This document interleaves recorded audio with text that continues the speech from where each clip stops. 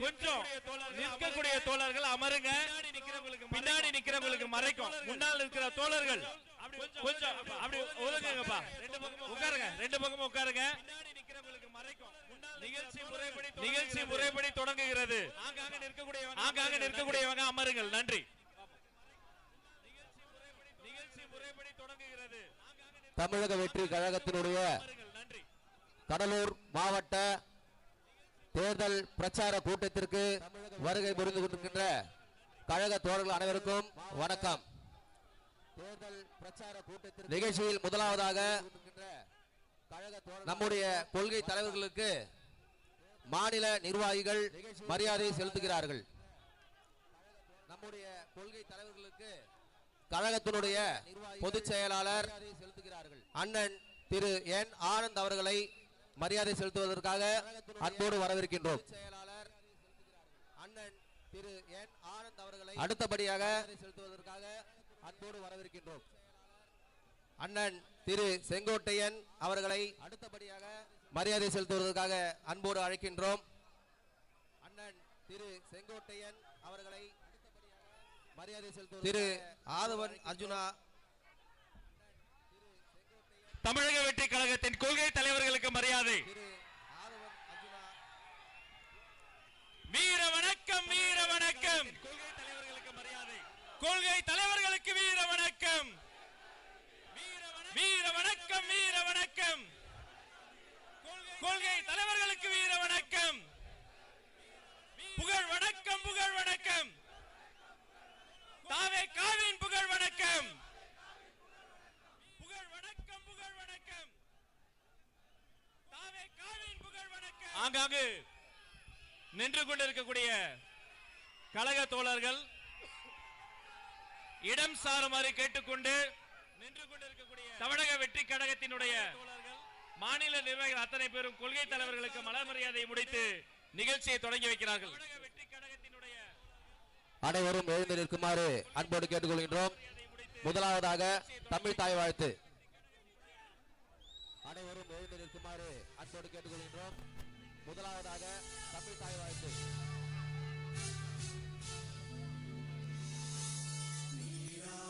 கடலுடுத்த நிலமடந்தை கெழிலொழுகும் சீராரும் மதனமென திகழ்வரத கண்டனில் எக்கணமும் அதில் சிறந்த திராவிடனல் திருநாடும் தக்க சிறு திரை முதலும் தரித்தனரும் திலகமுமே அத்திலக வாசனை போல் அனைத்துலகும் இன்பமுற எத்திசையும் புகழ் மணக்க இருந்த பெரும் தமிழனங்கே தமிழனங்கே உன் சீரிழமை திறம்பி என்று செயல் மறந்து வாழ்த்துதுமே வாழ்த்துதுமே வாழ்த்துதுமே.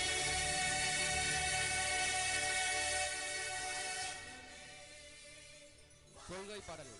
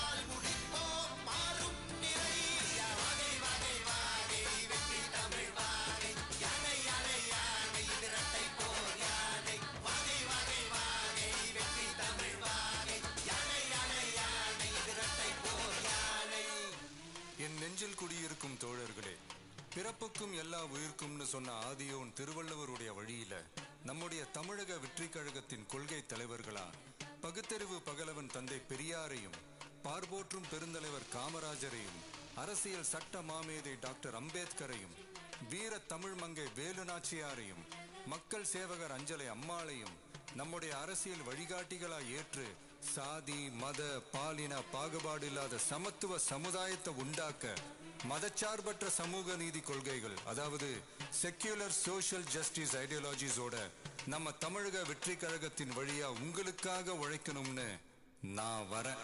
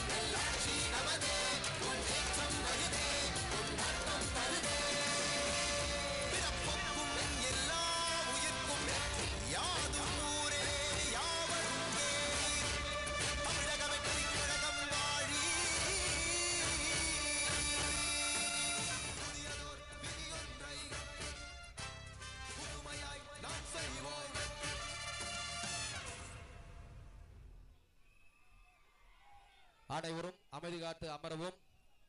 அடுத்தபடியாக உறுதிமொழி வாசிப்பதற்காக மாவட்ட மகளிரணி அமைப்பாளர் திருமதி சபிதா லட்சுமி அவர்களை அன்போடு அழைக்கின்றோம். அனைவரும் எழுந்து நிற்குமாறு கேட்டுக்கொள்கிறேன். உறுதிமொழி. நமது நாட்டின் விடுதலைக்காகவும் நமது மக்களின் உரிமைக்காகவும் தமிழ் மண்ணில் இருந்து தீரத்துடன் போராடி உயிர் நீத்த எண்ணற்ற வீரர்களின் தியாகத்தை எப்பொழுதும் போற்றுவேன். நமது அன்னை தமிழ் மொழியை காக்க உயிர் தியாகம் செய்த மொழிப்போர் தியாகிகளின் இலக்கை நிறைவேற்றும் வகையில் தொடர்ந்து பாடுபடுவேன். இந்திய அரசியலமைப்பு சட்டத்தின் மீதும் இறையாண்மை மீதும் நம்பிக்கை வைத்து அனைவருடன் ஒற்றுமை, சகோதரத்துவம், மத நல்லிணக்கம், சமத்துவம் ஆகியவற்றை பேணி காக்கின்ற பொறுப்புள்ள தனி மனிதராக செயல்படுவேன். மக்களாட்சி, மத சார்பின்மை, சமூக நீதி பாதையில் பயணித்து என்றும் மக்கள் நல சேவகராக கடமையாற்றுவேன் என உறுதியளிக்கின்றேன். சாதி, மதம், பாலினம், பிறந்த இடம் ஆகியவற்றின் பெயரில் உள்ள வேற்றுமைகளை கலைத்து மக்களிடையே விழிப்புணர்வை ஏற்படுத்தி அனைவருக்கும் சம வாய்ப்பு, சம உரிமை கிடைக்க பாடுபடுவேன். பிறப்பிற்கும் எல்லா உயிர்க்கும் என்ற சமத்துவ கொள்கையை கடைபிடிப்பேன் என்று உளமாற உறுதி கூறுகின்றேன். நன்றி.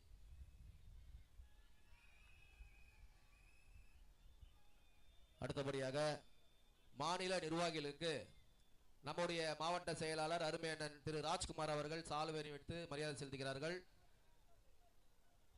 மாநில தலைமை செயலாளர் அருமை அண்ணன் ராஜசேகர் அவர்களும் மாநில நிர்வாகிகளுக்கு சால்வை அணிவித்து மரியாதை செலுத்துகிறார்.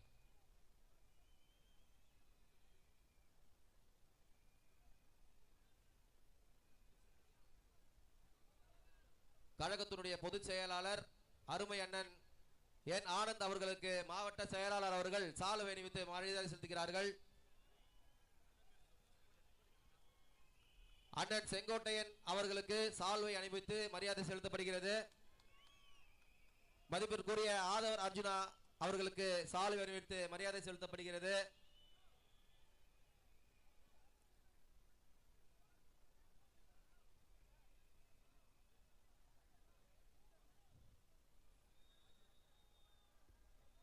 திரு ராஜ்மோகன் அவர்களுக்கு சால்வை அணிவித்து மரியாதை செலுத்தப்படுகிறது.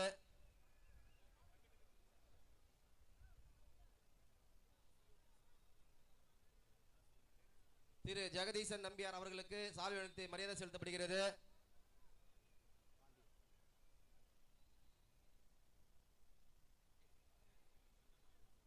திரு டிவி.கே. ரமேஷ் அவர்களுக்கு சால்வை அணிவித்து மரியாதை செலுத்தப்படுகிறது.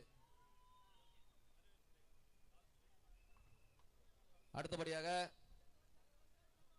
கடலூர் மாவட்டத்தினுடைய மாவட்ட செயலாளர், கடலூர் மாவட்டத்திற்கு ஒரு ஆலமரமாய் இருந்து நம்மை எல்லாம் அரவணைத்து வழிநடத்தி சென்று கொண்டிருக்கின்ற அருமை அண்ணன் பி. ராஜ்குமார் கடலூர் கிழக்கு மாவட்ட செயலாளர் அவர்கள் வரவேற்புரை வழங்குவதற்காக அன்போடு உங்களை அழைக்கின்றோம்.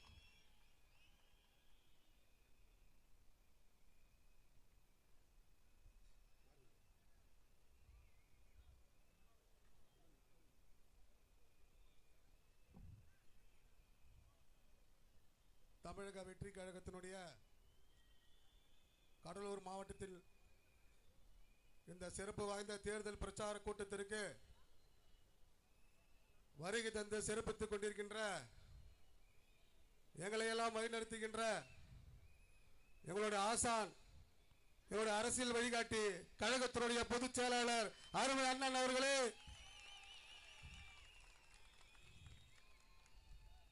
இந்த நிகழ்ச்சியிலே வந்து கலந்து கொண்டு சிறப்பித்துக் கொண்டிருக்கின்ற தேர்தல் மேலாண்மை பொறுப்பு தலைவர் ஆதவர்ஜுனா அவர்களே, ஒருங்கிணைப்பு குழு தலைவர் அண்ணன் கே.ஏ. செங்கோட்டையன் அவர்களே, இந்த நிகழ்ச்சியிலே வந்து சிறப்பித்துக் கொண்டிருக்கின்ற கழகத்தினுடைய துணை பொதுச் செயலாளர் அருமை அண்ணன் ராஜ்மோகன் அவர்களே, கழகத்தினுடைய பேச்சாளர் அருமை தம்பி ரமேஷ் அவர்களே, ஜெகவீர பாண்டியன் அண்ணன் அவர்களே, கழகத்தினுடைய தலைமை செயலாளர் அருமை சகோதரர் ராஜசேகர் அவர்களே,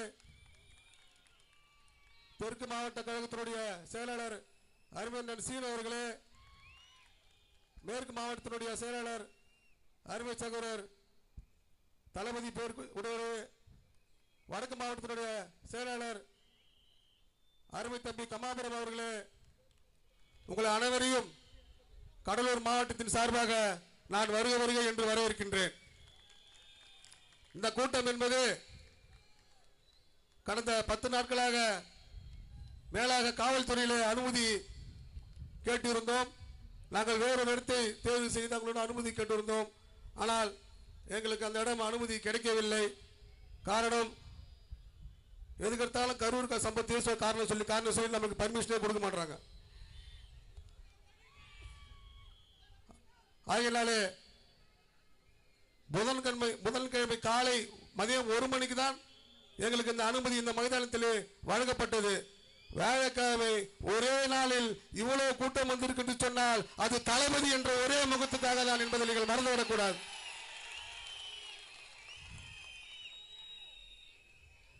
அதே போல கடலூர் மாவட்டத்திலே பல்வேறு பிரச்சனைகள் உள்ளது.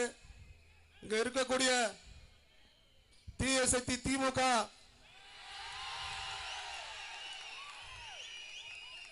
இந்த கடலூர் மண்ணில் இருக்கக்கூடிய மாவட்ட அமைச்சர் அவர்கள் கடலூர் மண்ணிற்கு எதுவுமே செய்ததாக வரலாறு என்பதை கிடையாது என்பதை நீங்கள் புரிந்து கொள்ள வேண்டும். கடலூர் மக்களுடைய வாழ்வாதார பிரச்சனைகள், கடலூரில் பிரதானமாக இருக்கக்கூடிய பஸ் நிலையத்தை கடலூர் சட்டமன்ற தொகுதிக்கு இல்லாமல் கொண்டு போய் குறிஞ்சிப்பாடி சட்டமன்ற தொகுதியில் வச்ச ஒரு அமைச்சர் தான் நம்மளுடைய அமைச்சர் என்பதை நீங்கள் புரிந்து கொள்ள வேண்டும். அதே போல பல்வேறு பிரச்சனைகள் மாநகராட்சியிலே கிட்டத்தட்ட 500க்கு மேற்பட்ட கோடிகளை அந்த அரசாங்கத்தில் வழங்கி எந்த செயல்பாடுகளும் சரியாக செய்யவில்லை என்பதுதான் நீங்கள் எல்லாம் பார்த்திருப்பீங்க. கடலூர்ல தேவையில்லாத இந்த கடைகளை கட்டி வைத்திருக்காங்க. இந்த கடையால எந்த ஒரு புண்ணியமும் கிடையாது.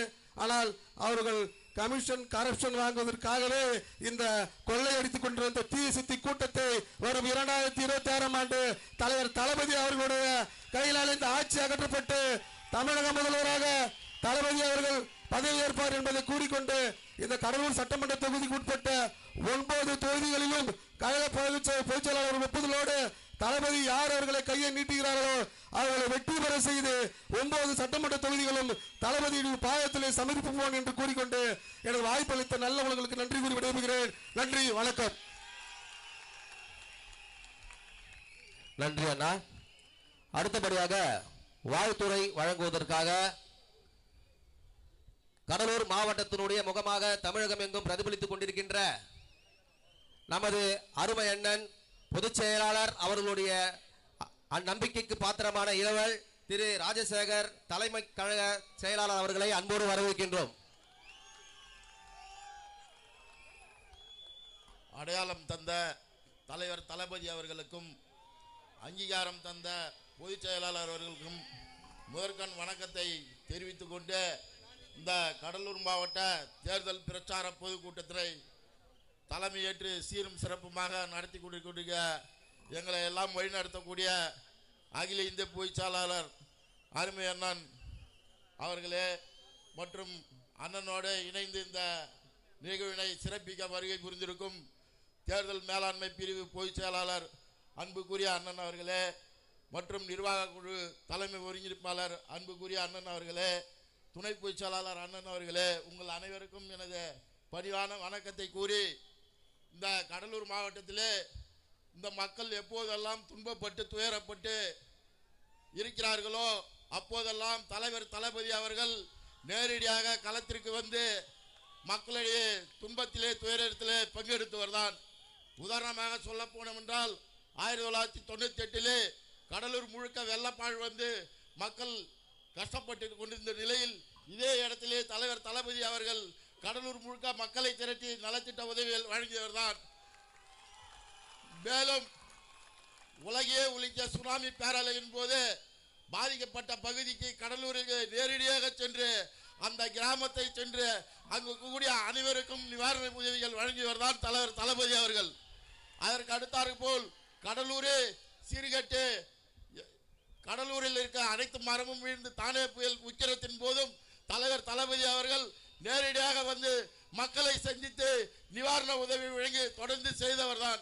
அந்த வகையிலே தலைவர் தளபதி அவர்களுக்கு நன்றி தெரிவிக்கும் விதமாக இந்த கடலூர் மாவட்ட மக்கள் துணையோடு தமிழக வெற்றி கழகத்தின் தொண்டர் படை உதவியோடு கடலூர் மாவட்டத்திலே உள்ள இந்த 9 சட்டமன்ற தொகுதியிலும் தலைவர் தளபதி யாரை வேட்பாளராக அறிவிக்கிறாரோ அத்தனை பேரையும் வெற்றி பெற செய்வதோடு வருகின்ற 2026 வருகின்ற தேர்தலில் தலைவர் தளபதி அவர்களை முதலமைச்சராக சூளுரைப்போம் என்று உறுதி கூறி வாய்ப்புக்கு நன்றி கூறி விடைபெறுகிறேன். நன்றி, வணக்கம். அடுத்தபடியாக சிறப்புரை வழங்குவதற்காக திரு ஜெகதீச பாண்டியன் அவர்களை வருக வருக என அன்போடு அழைக்கின்றோம். அடங்கி நடப்பதும் அண்டி பிழைப்பதும் அடிமையாய் இருப்பதும் என் வரலாற்றிலே கிடையாது என்று பேரறிவிப்பு செய்த தமிழகத்தினுடைய வெற்றி தளபதி தலைவர் அவர்களுக்கு நன்றியை தெரிவித்து, நமது தளபதி சொல்வதை மட்டுமல்ல சிந்திப்பதையே சிறப்பாக செய்து காட்டுகிற எங்கள் கட்சியினுடைய பொதுச் செயலாளர் தாய் அண்ணன் ஆனந்தன் அவர்களுக்கும் மேடையில் இருக்கிற அனைத்து முன்னோடிகளுக்கும் முன்னால் இருக்கிற எங்கள் இளம் படை தளபதிகளுக்கும் முதற்கண் வணக்கத்தை தெரிவித்துக் கொள்கிறேன். இன்று கடலூரிலே பிறந்து காந்தியடிகளினுடைய வாயால் தென்னகத்தின் ஜான்சி ராணி என்று போட்டப்பட்ட அஞ்சலை அம்மாளியுடைய நினைவு நாள் 1857 நடைபெற்ற சிப்பாய் புரட்சியில் சுட்டு கொன்ற அந்த ஜார்ஜ் நீல்ஸினுடைய சிலையை சென்னையில் அகற்றிய பெரும் வீராங்கனையை கொள்கை தலைவராக வைத்திருக்கிற ஒரு கட்சி தமிழ்நாட்டிலே தமிழக வெற்றி கழகம் தான். உங்கள் மீது இருக்கிற சூத்திர பட்டத்தை நீக்க மூத்திர சட்டியை தூக்கி கொண்டு தொண்டு செய்த படுத்த பலம் தூய தாடி மார்பில் வெல்லும் மண்டை சுரப்பை உலகி தொழும் உங்கள் பெயரை சொன்னாலே மனதில் சிறுத்தை எழியும் என்று எங்கள் பெரியாரை கொள்கை தலைவராக தூக்கி சுமக்கிற ஒரே கட்சி தமிழக வெற்றி கழகம் தான். படிக்கவில்லை என்றால் கூட தமிழ்நாட்டில் இருக்கிற அத்தனை பிள்ளைகளும் படிக்க வேண்டும் என்பதற்காக ராஜாஜி மூடிய 6000 பள்ளிக்கூடங்களையும் சேர்த்து 15000 பள்ளிக்கூடங்களை திறந்து படிக்க வைத்த கர்ம வீரர் காமராஜரை தூக்கி சுமக்கிற ஒரே கட்சி தமிழக வெற்றி கழகம். அரசியல் நிர்ணய சபையால் பிராட்மேன் கமிட்டியுடைய சேர்மனாக நியமிக்கப்பட்ட டாக்டர் அம்பேத்கர் அரசியல் ஆசானை தூக்கி சுமக்கிற ஒரே கட்சி இன்றைக்கு தமிழகத்தில் தமிழக வெற்றி கழகம் மட்டும்தான். நீங்கள் சிந்தித்து பாருங்கள் உறவுகளே, திராவிட முன்னேற்ற கழகம் ஆட்சியில் இருந்தால் கூட அண்ணா அறிவாலயத்தில் கூட்டணியில் எத்தனை ஆதி தமிழர் கட்சிகள் கூட்டணியில் இருந்தாலும் அம்பேத்கருடைய சிலையை பனையூரிலே வைத்திருக்கிற ஒரே கட்சி தமிழக வெற்றி கழகம் நமது தலைவர் வெற்றி தலைவர் அவர்கள் மட்டும்தான். தமிழர்களுடைய மானம் போகக்கூடாது என்பதற்காக 1730 பிறந்து ஹைதரலியுடன் திப்பு சுல்தானுடன் சேர்ந்து வெள்ளையனை விரட்டிய பெருமா பாட்டி எங்கள் பாட்டி வீராங்கனை வேலுநாச்சியாரை வைத்திருக்கிற ஒரே கட்சி தமிழக வெற்றி கழகம் தான். நம்மளை பார்த்து கொள்கை இல்லை அரசியல் இல்லை என்று சொல்கிறார்கள். ஆமாம், எங்களுக்கு கொள்கை இல்லை. உங்களை போல கொள்ளையடிக்கிற கொள்கை எங்களுக்கு இல்லை. உங்களை போல கொலை செய்கிற கொள்கை எங்களுக்கு இல்லை. உங்களை போல ஊழல் செய்கிற கொள்கை எங்களது இல்லை. உங்களை போல வாரிசு அரசியல் செய்கிற கொள்கை எங்களது கிடையாது. அப்ப என்ன உங்களது? பிறப்புக்கும் எல்லாம் உயிருக்கும் சிறப்பொவ்வா செய்தொழில் வேற்றுமையான என்று 2000 ஆண்டுகளுக்கு முன்னே பாட்டன் வள்ளுவன் எழுதிய குரலை முகப்பிலே வைத்து அரசியல் செய்கிற ஒரே கட்சி தமிழக வெற்றி கழகம். உங்க குறிக்கோள் என்ன? அல்டிமேட் குறிக்கோள், இறுதி இலக்கு என்ன? எல்லாம் எல்லாருக்கும் என்று சொல்கிற பேரறிவிப்பு செய்த கட்சி தமிழக வெற்றி கழகம். எல்லாம் எனக்கு என்று சொல்கிற கட்சி திமுக. தன் கட்சியவே குடும்பமாக நினைத்தால் அது தமிழக வெற்றி கழகம். தன் குடும்பத்தை மட்டும் கட்சியாக நினைத்தால் அது திமுக. நம்மள பார்த்து சொல்ற நம்ம தளபதிக்கு அரசியல் தெரியலன்னு இந்த சொன்னாரே நம்மளுடைய தலைமை செயலாளர். பாருங்க, நான் ஏற்கனவே ஒரு மீட்டிங் பேசலாம். உங்களுடைய துணை முதல்வர் உதயநிதி ஸ்டாலின் கோழி குண்டு விளையாண்டு கொண்டிருக்கிற பொழுது ஈழத் தமிழர்களுக்காக நாகப்பட்டினத்திலே உங்க தாத்தா கருணாநிதி கச்சை தூக்கி கொடுத்ததின் காரணமாக பல்வேறு மீனவ சொந்தங்கள் தாலி இருப்பதற்கு காரணமாக உங்க கட்சி சிங்கள பௌத்த பேரினவாதத்தை எதிர்த்து நாகப்பட்டினத்திலே உண்ணாவிரதம் இருந்தாரே எங்கள் தலைவர். அது அரசியல் இல்லையா? காவிரி நதிநீர் உரிமைக்காக அந்த காவிரி நதிநீர் உரிமையும் கருணாநிதி பொதுத்துறை அமைச்சராக இருக்க போதுதான் அந்த உரிமை பறிபோனது. தான் நடிக்கிற படம் பெங்களூரிலே ஓடவில்லை என்றாலும் பரவாயில்லை, தமிழருடைய மானம் காக்கப்பட வேண்டுவதற்காக காவிரி நதியின் உரிமைக்காக உண்ணாவிரதம் இருந்தாரே தளபதி. அது அரசியல் இல்லையா? என் தங்கை அனிதா நீட்டிற்காக இருந்த போது அவர் வீட்டிற்கு சென்று உறுதுணையாக இருந்தாரே எங்கள் தலைவர். அது அரசியல் இல்லையா? நாங்கள் தமிழ் மாணவர்கள், தமிழுக்கு உயிரானவர்கள், தமிழகம் அமைதியாக இருந்தால் ஏடுகள் தூக்கி படிப்போம், இல்லை என்றால் எரிமலையாய் வெடிப்போம் என்று நாட்டு மாட்டுக்காக முத்தச்சத்தம் கேட்டுக் கொண்டிருந்த மெரினாவிலே யுத்த சத்தத்தை முனையினார்களே தமிழ் மாணவர்கள், அவர்களுக்கு உறுதுணையாக இருந்தாரே தளபதி. அது அரசியல் இல்லையா? எது அரசியல்? உங்க கட்சியில பெரியவங்களே இல்ல. நாங்கள் முதியோர் இல்லம் நடத்தவில்லையா?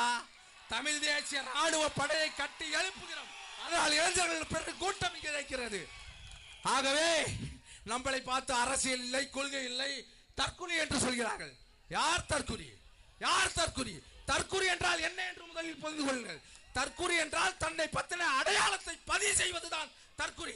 அந்த காலத்தில் செப்பேடுகளில் பேரை பதிவு செய்ய முடியாது, கையெழுத்து போட முடியாது. அதனால் ஒரு குடும்பத்திற்கும் தனி மனிதனுக்குமான குறியீடு இருக்கும். அதனால் அந்த செப்பேடுகளில் தன்னுடைய குறிப்பேடுகளை குறியை பதிவு செய்வார்கள். அதற்கு பிறகு உங்களுடைய பெட்ரோலுடைய நீங்கள் பத்திரத்தில் பார்த்தால் கீரல் என்று இருக்கும், கையொப்பம் வாங்குவதற்கு பதிலாக கீரல் என்று இருக்கும். அப்படி அதற்கு பிறகுதான் கையெழுத்து வந்தது. அதனால் தன் குடும்பத்தினுடைய பெருமையை குறிக்கிற சொல்தான் தற்குறி. அதனால் யாராவது தற்குறி என்றால் நீங்கள் கவலைப்படாதீர்கள். நான் தமிழக வெற்றி கழகத்தை சேர்ந்த தன் குறிப்பை என் தலைவன் வெற்றி தலைவர் தளபதி என்று அறிவிக்கிற தற்குறி என்று பெருமையாக சொல்லுங்கள். அதற்கு பின்பு நம்மளை பார்த்து அணில் குஞ்சு என்று சொல்கிறார்கள். எனக்கு இதிகாசத்தின் மீது நம்பிக்கை இல்லை என்றாலும் சரி, ராமர் கூட சேர்ந்து கொண்டு அணில் ஒரு பாலத்தை கட்டுவதற்காக உறுதுணையாக இருந்தது. ஆனால் எந்த வீட்டில் புகுந்தாலும் உருப்படாத ஆமை குஞ்சுகளாகத்தான் இருக்கக்கூடாது. அதனால் நீங்கள் அதை பற்றி கவலைப்படாதீர்கள். என் உறவுகளே, நேரமில்லாத காரணத்தால் உங்களுக்கு ஒன்று சொல்கிறேன். இங்கு இருக்கிற கூட்டம் வேற எந்த கட்சி நான் சவாலிட்டு சொல்கிறேன். பன்னீர்செல்வம் அவர்களே, நீங்கள் உங்கள் இதே போல் ஒரு கூட்டம் நடந்தால் கோழி பிரியாணி கோட்டும் கொடுக்காமல் கொள்கைக்காக கூடுகிற ஒரு கூட்டத்தை கூட்ட முடியும் என்றால் அது இன்றைக்கு தமிழக வெற்றி கழகம் தான். ஆகவே இங்கு வந்திருக்கக்கூடிய எனது உறவுகள், நடக்க இருக்கக்கூடிய தேர்தலில் எதிரிக்கு பயம் வர வரைக்கும், உனக்கு நம்பிக்கை வர வரைக்கும் தூங்கக்கூடாது. போய் ஒவ்வொருத்தரும் நீங்க ஒவ்வொரு ஓட்டை வாங்கி காலையில் நடக்க இருக்கிற தேர்தலில் முதல் ஓட்டாக நீ நமது விசில் சின்னம் பொறுத்திருக்கக்கூடிய புத்தாடை அழுத்துகிற போது சூரியன் மறையும், இலை உதிரும், தாமரை கருகும், உலக தமிழர்களுடைய ஒளி குரலாக விசில் சத்தம் ஒலிக்கும் என்று கூறி விடைபெறுகிறேன். நன்றி.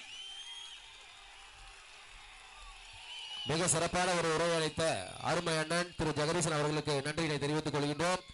அவரை தொடர்ந்து மாநில ஒருங்கிணைப்பாளர் ஊடகம் மற்றும் செய்தி தொடர்பாளி TVK ரமேஷ் அவர்களை அன்போடு மேடைக்கு அழைக்கின்றோம்.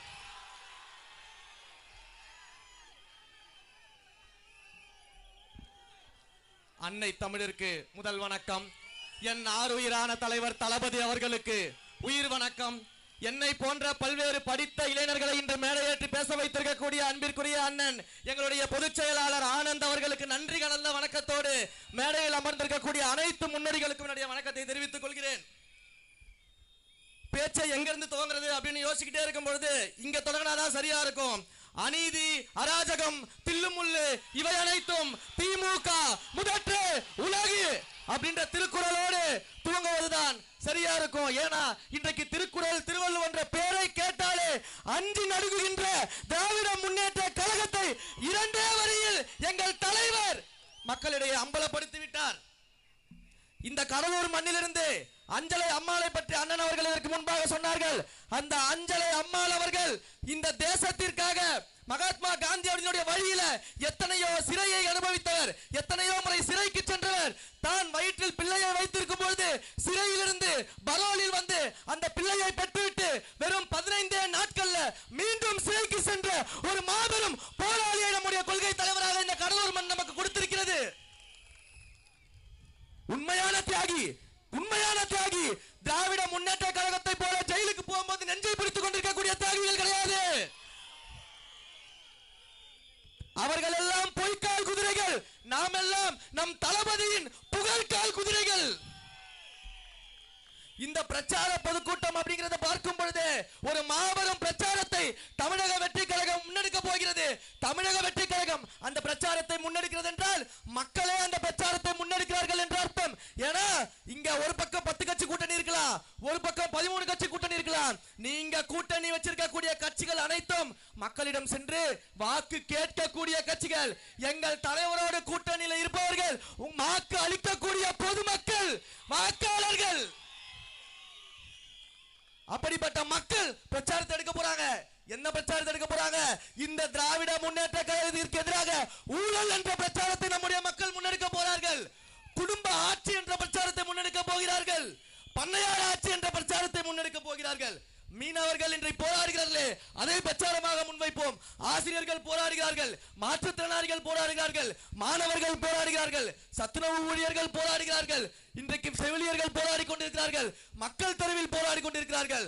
விடியல் ஆட்சி என்று சொல்லிவிட்டு மக்களை மடிய வைக்கும் ஒரு மடியல் ஆட்சி நடத்தி கொண்டிருக்கக்கூடிய திராவிட முன்னேற்ற கழகத்திற்கு எதிராக ஒட்டுமொத்த மக்களும் பிரச்சாரத்தை முன்னெடுக்க போகிறார்கள்.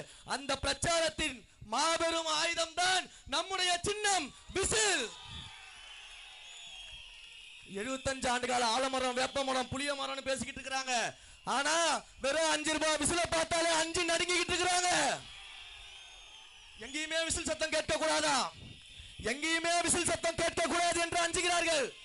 காவலர்கள் விசில் வச்சுக்க கூடாது, பேருந்து நடத்துனர்கள் விசில் வச்சுக்க கூடாது, குப்பை வண்டி கொண்டு வருவர்கள் விசில் வச்சிருக்க கூடாது, குழந்தைகளுக்கு விளையாட்டு போட்டி துவங்குற அம்பையர் விசில் வச்சிருக்க கூடாது, கிரிக்கெட் மேட்ச் நடக்கக்கூடிய ஸ்டேடியத்துல விசில் வச்சிருக்க கூடாது. ஐயா மு.க. ஸ்டாலின் அவர்கள் வீட்டுல காலைல எந்திரிக்கும் போது குக்கர்ல கூட விசில் சத்தம் கேட்க கூடாது அப்படிங்கிறாரா? அப்போ இந்த சின்னத்தின் மீது இவ்வளவு பயம் இருக்கிறது. இன்றைக்கு இதே ஊழலை பற்றி நாம் பேசிக் கொண்டிருக்கிறோம். இந்த கடலூர் மாவட்டத்தை சேர்ந்த வேளாண் துறை அமைச்சர் ஒருவர் இருக்கிறார். விவசாயத்தை அமைச்சராக கொண்டவரே, பரந்தூர்ல அத்தனை விவசாயிகள் அங்க ஏர்போர்ட் வேண்டாம், விவசாயத்தை காப்பாத்துங்க, விவசாயிகளை காப்பாத்துங்க, வாழ்வாதாரத்தை காப்பாத்துங்க என்று போராடி கொண்டிருக்கிறார்களே, உங்களுடைய அமைச்சரோ இல்ல முதலமைச்சரோ இன்றைக்கு வரைக்கும் அந்த விவசாய பெருங்குடி மக்களை போய் சந்திக்காதது எதனால்? அந்த மக்களுக்காக துணை நிற்காதது எதனால்? பேருக்கு மட்டும் விவசாயத்துறைக்கு அமைச்சராக இருந்தால் போதாது. அமைச்சர் அவர்களே, உண்மையாக விவசாயிகளுக்காக போய் நிற்க வேண்டும். ஒரு பேட்டியில பேசுறாரு, புதுசா வந்துடுறாங்க, அவங்களுக்கு விவசாயத்தை பத்தி தெரியுமா, நாத்து நடுறதை பத்தி தெரியுமா, அறுவடை செய்யறதை பத்தி தெரியுமா? முதல்ல உங்களுக்கு விவசாயிகள் போராடிக்கிட்டு இருக்காங்க, அது கண்ணுக்கு தெரியுதா உங்களுக்கு? அதே அமைச்சர்கிட்ட கேட்கிறேன், இன்றைக்கு நீங்க தலைமுறையாக ஒவ்வொருத்தருக்காக வணக்கம் போட்டு சலாம் போட்டு இன்றைக்கு வாரிசு அரசில் இருக்கக்கூடிய திரு உதயநிதி அவர்களுக்கு சலாம் போட்டுக்கிட்டு இருக்கீங்களே, விவசாய வயலுக்குள்ள கான்கிரீட் போட்டு நடந்த முதலமைச்சருக்கு விவசாயத்தை பத்தி தெரியுமா? தெரியாது. தெரியாது, சாப்பிட மட்டும்தான் தெரியும். விவசாயிகளோட கஷ்டம் அவங்க கண்ணுக்கு தெரியாது. இதுல அவங்க கேட்கிறாங்க, உங்களுக்கு என்ன அனுபவம் இருக்கு, என்ன அரசியல் இருக்கு? சரி, ஒரே ஒரு கேள்வியை மட்டும் நான் கேட்கிறேன். 2017 நம்முடைய தலைவர் அவர்கள் ஒரு விருது வாங்கக்கூடிய மேடையில பேசுறாரு, திரைப்பட விருது கொடுக்கக்கூடிய மேடையில பேசுறாரு. நமக்கு சோறு போடக்கூடிய அத்தனை விவசாயிகளும் இங்க கஷ்டப்பட்டுக்கிட்டு இருக்கிறாங்க, அவங்களுடைய போராட்டத்திற்கு அரசாங்கம் செவிசாய்க்க வேண்டும். இன்றைக்கு நாடு வல்லரசாவதை விட விவசாயிகள் வாழக்கூடிய நல்லரசாக மாற வேண்டும் என்று தலைவர் பேசுறார். இன்னைக்கு ஒரு நடிகராக இருக்கும் பொழுது அதே 2017 உங்களுடைய மன்னராட்சி வாரிசு இளவரசர் உதயநிதி அவர்கள் என்ன பண்ணிக்கிட்டு இருந்தாரு? லாலா கட சாந்தி அப்படின்னு நடிச்சுக்கிட்டு இருந்தாரு. இதுதான் அரசியல். எங்கள் தலைவர் நடிகராக இருக்கும் பொழுது மக்களோடு நின்றால், அரசியல் தலைவராக வந்த பிறகும் மக்களோடு நிற்கிறார். இன்னும் 100 ஆண்டு காலம் சென்றாலும் அவர் மக்களோடு தான் நிற்பார். அதில் எந்த விதமான மாற்று கருத்தும் கிடையாது. இதே கடலூர் அமைச்சரை பத்தி விசாரிச்சுக்கிட்டே இருக்கும் பொழுது அவரை நினைச்ச உடனே ஒரே ஒரு படத்தில் வர நகைச்சுவை காட்சி தான் எனக்கு ஞாபகம் வந்தது. அதான் கையோட பிரிண்ட் போட்டு கொண்டாந்துட்டேன். அவரை நினைத்த உடனே எனக்கு ஒரே ஒரு நகைச்சுவை காட்சி தான் நம்ம எல்லாரும் பார்த்திருப்போம். ஐயா செந்தில் அவர்கள் ஒரு படத்துல நான் மலையை அப்படியே பெயர்த்து தூக்கி வேற இடத்துல வைக்க போறேன் அப்படின்னு நகைச்சுவை பண்ணிருப்பாரு. இந்த காட்சிக்கும் இங்க கடலூர் மாவட்டத்தில் இருக்க அமைச்சருக்கு என்ன வித்தியாசம்? ஒரே வித்தியாசம், செந்தில எவ்வளவு செய்ய முடியல, அமைச்சர் செஞ்சுட்டாரு. என்ன செஞ்சாரு? இந்த கடலூர்ல மக்கள் அதிகம் புழங்கக்கூடிய மத்தியில பேருந்து நிலையம் அமைக்கிறதுக்கு மக்கள் கேட்டா அதை அப்படியே கொண்டு போய் அவருடைய குறிஞ்சிப்பாடி தொகுதியில வச்சுட்டாரு. அன்றாடம் தினசரி மாணவர்கள் பெண்கள் பல கிலோமீட்டருக்கு வேற ஊர்ல இருந்து பஸ் பிடிச்சி சேலாட்டோவை பிடிச்சி கடலூர் சென்டருக்கு வர வேண்டியதா இருக்குது. அந்த மக்களுக்காக பேருந்து நிலையம் கேட்டா இவர் அப்படியே பெயர்த்து கொண்டு போய் அவருடைய தொகுதியில வச்சுட்டாரு. ஏன் அப்படி வச்சாரு? அந்த பஸ் ஸ்டாண்டை சுத்தி இருக்கிறது பூராவே ஐயாவோட இடமா. அப்ப எந்த இடத்துல பேருந்து நிலையம் வந்துச்சுன்னா, எந்த இடத்துல விமான நிலையம் வந்துச்சுன்னா, இந்த ஆட்சி அதிகாரத்தை பயன்படுத்தி மக்களை சுரண்ட முடியும் என்று ஒரு சுரண்டல் ஆட்சி நடத்தி கொண்டிருக்கக்கூடிய இந்த திராவிட முன்னேற்ற கழக அரசை வீட்டுக்கு அனுப்புவதுதான் நம்முடைய முதல் வேலை. நேரம் குறைவா இருக்கிறதுனால விரைவாகவே முடிச்சிடுறேன். இந்த விசில் சின்னம் விசில பார்த்தா யாருக்கு பயம் வரும்? போலீஸ் விசில் அடிச்சா திருடனுக்கு பயம் வரும். தமிழக வெற்றி கழகம் விசில் அடிச்சா திமுகவுக்கு பயம் வரும். காலையில என்ன சொல்றாங்க? வீட்டு வாசல்ல குப்பை வண்டிக்காரங்க கொண்டு வர விசிலா இது? கண்டிப்பா சொல்றேன், இது குப்பை வண்டியில குப்பையை அள்ளி கொண்டு போகக்கூடிய நம்முடைய தூய்மை பணியாளர்கள் அடிக்கக்கூடிய விசில் தான். ஆனா மக்கள் என்ன பண்ணுவாங்க? 5 வருஷமா வீட்டுக்குள்ள இருந்த திமுக என்ற குப்பையை மூட்டை கட்டி தெருவுக்கு கொண்டு வந்து 2026ல விசில் அடிச்சு வெளியே கொண்டு போயிடுவாங்க. இதான் நடந்துகிட்டு இருக்குது. உடனே இதெல்லாம் நம்ம கேள்வி கேட்டா முதலமைச்சர் ரேம்ப் வாக் பண்ண ஆரம்பிச்சிருவாரு. நம்ம தலைவர் திரைத்துறையிலிருந்து வந்த அரசியல் தலைவராக மாபெரும் ஆளுமையாக உருவாயிட்டாரு. ஆனா முதலமைச்சர் பாவம், முதலமைச்சர் மறந்து நடிகரா மாறிக்கிட்டு இருக்கிறாரு. மாபெரும் நடிகர் ஆயிட்டாரு. எங்களுடைய தலைவர் ரேம்ப் வாக் வந்தாருன்னா சும்மா அழகர் இறங்கி ஆத்துல வர மாதிரி ஜெகஜோதியா இருக்கும். பாவம் முதலமைச்சர் இறங்கி நடந்து வர்றார். இந்த சந்திரமுகி படத்த ஒரு வசனம் வரும்ல, அவன் கங்காவை பார்த்தாரு, கங்காவா தன்னை நினைச்சுக்கிட்டாரு, கங்காவாவே மாறிட்டாரு அப்படிங்கிற மாதிரி நம்முடைய தலைவரை பற்றியே 24 மணி நேரம் சிந்திச்சு நம்ம தலைவராகவே மாறணும்னு நினைச்சுக்கிட்டு இருக்கிறாரு. அதுலயும் நம்முடைய தோழர்கள்லாம் துண்டு தூக்கி போட்டு மாலை தூக்கி போட்டு நம்ம தலைவர் அதை அழகா வாங்கி எடுத்துக்கிட்டாரு, அவங்களுக்கு போட்டு விட்டாரு. பாவம் அண்ணன் மு.க. ஸ்டாலின் அவர்கள் மேல அவங்க சொந்த கட்சிக்காரங்களுக்கு என்ன கோபம் தெரியல, துண்டை எல்லாம் அப்படி பந்து போல மடிச்சு சடால் அடிக்க ஆரம்பிச்சிட்டாங்க.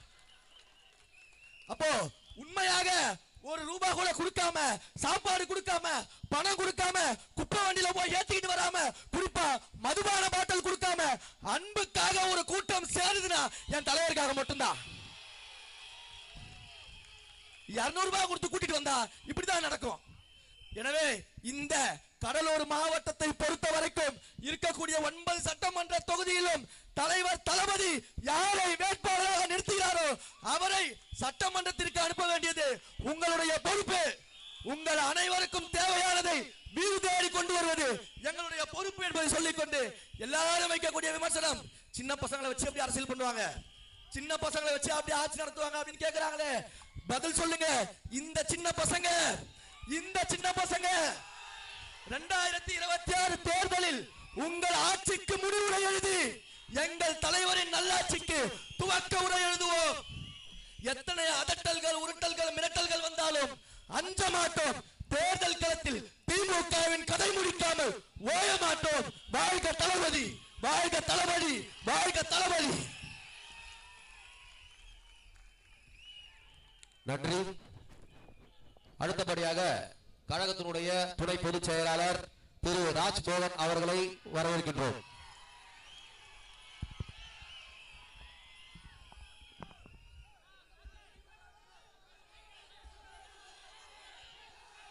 பெரியோர்களே, தாய்மார்களே, பெரியோர்களே, தாய்மார்களே, அண்ணன்களே, அக்காக்களே, தம்பிகளே, தங்கைகளே, அன்பானவர்களே, பண்பானவர்களே, சொந்தங்களே, பந்தங்களே, அவர்களே, இவர்களே, தளபதி நெஞ்சில் குடியிருக்கும் கடலூர் மக்களே,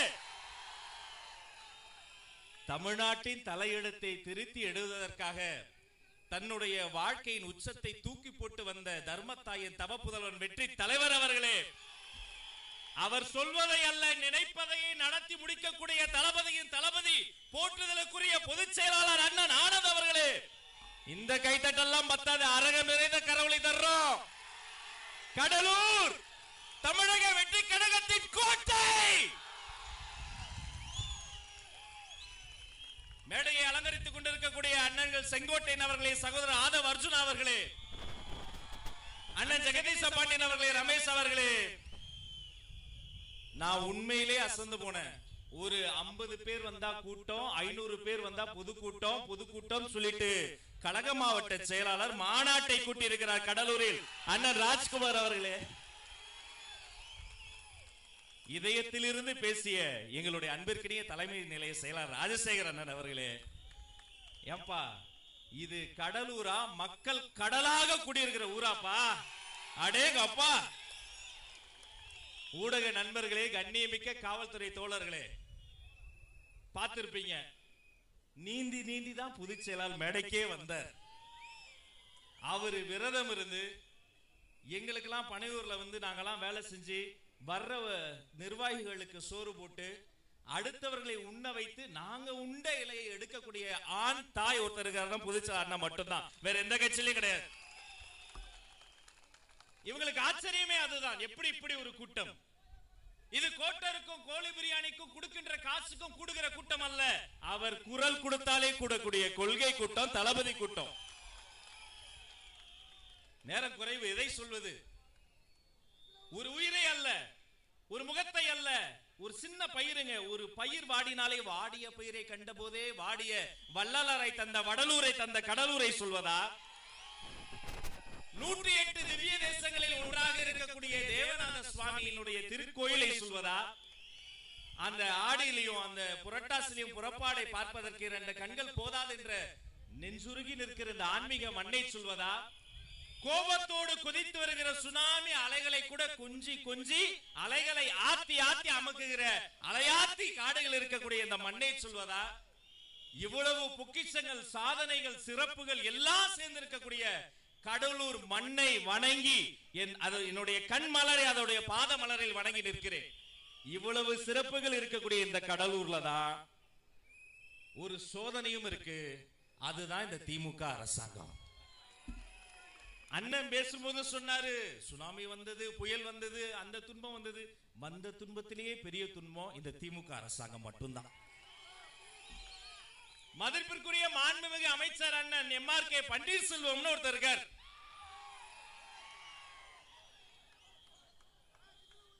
பாதி பேருக்கு தெரியல. ஏன்னா மதிப்பிற்குரிய அண்ணன் தொகுதிக்குள்ளார அவ்வளவு பிரச்சனை இருக்கு. சுத்தி சுத்தி சுத்தி வருவாருன்னு பார்த்தா மேடையில துண்டு எடுத்துக்கிட்டு சுத்தி சுத்தி சுத்தி. இதுல நம்மள கொள்கை இல்லாத கூட்டமா? தமிழக வெற்றி கழகத்தினுடைய கூட்டம் எப்படி தொடங்கியது பாத்தீங்கல்ல. உண்மையிலே மத்த கட்சியெல்லாம் தலைமை கழக நிர்வாகிகள் வருகிற வரைக்கும் மேடையில குத்துப்பாட்டு போடுவாங்க. குத்துப்பாட்டு போட்டு நிகழ்ச்சி தொடங்கினா திமுக, கொள்கை பாடலோடு நிகழ்ச்சி தொடங்கினா தாவேக.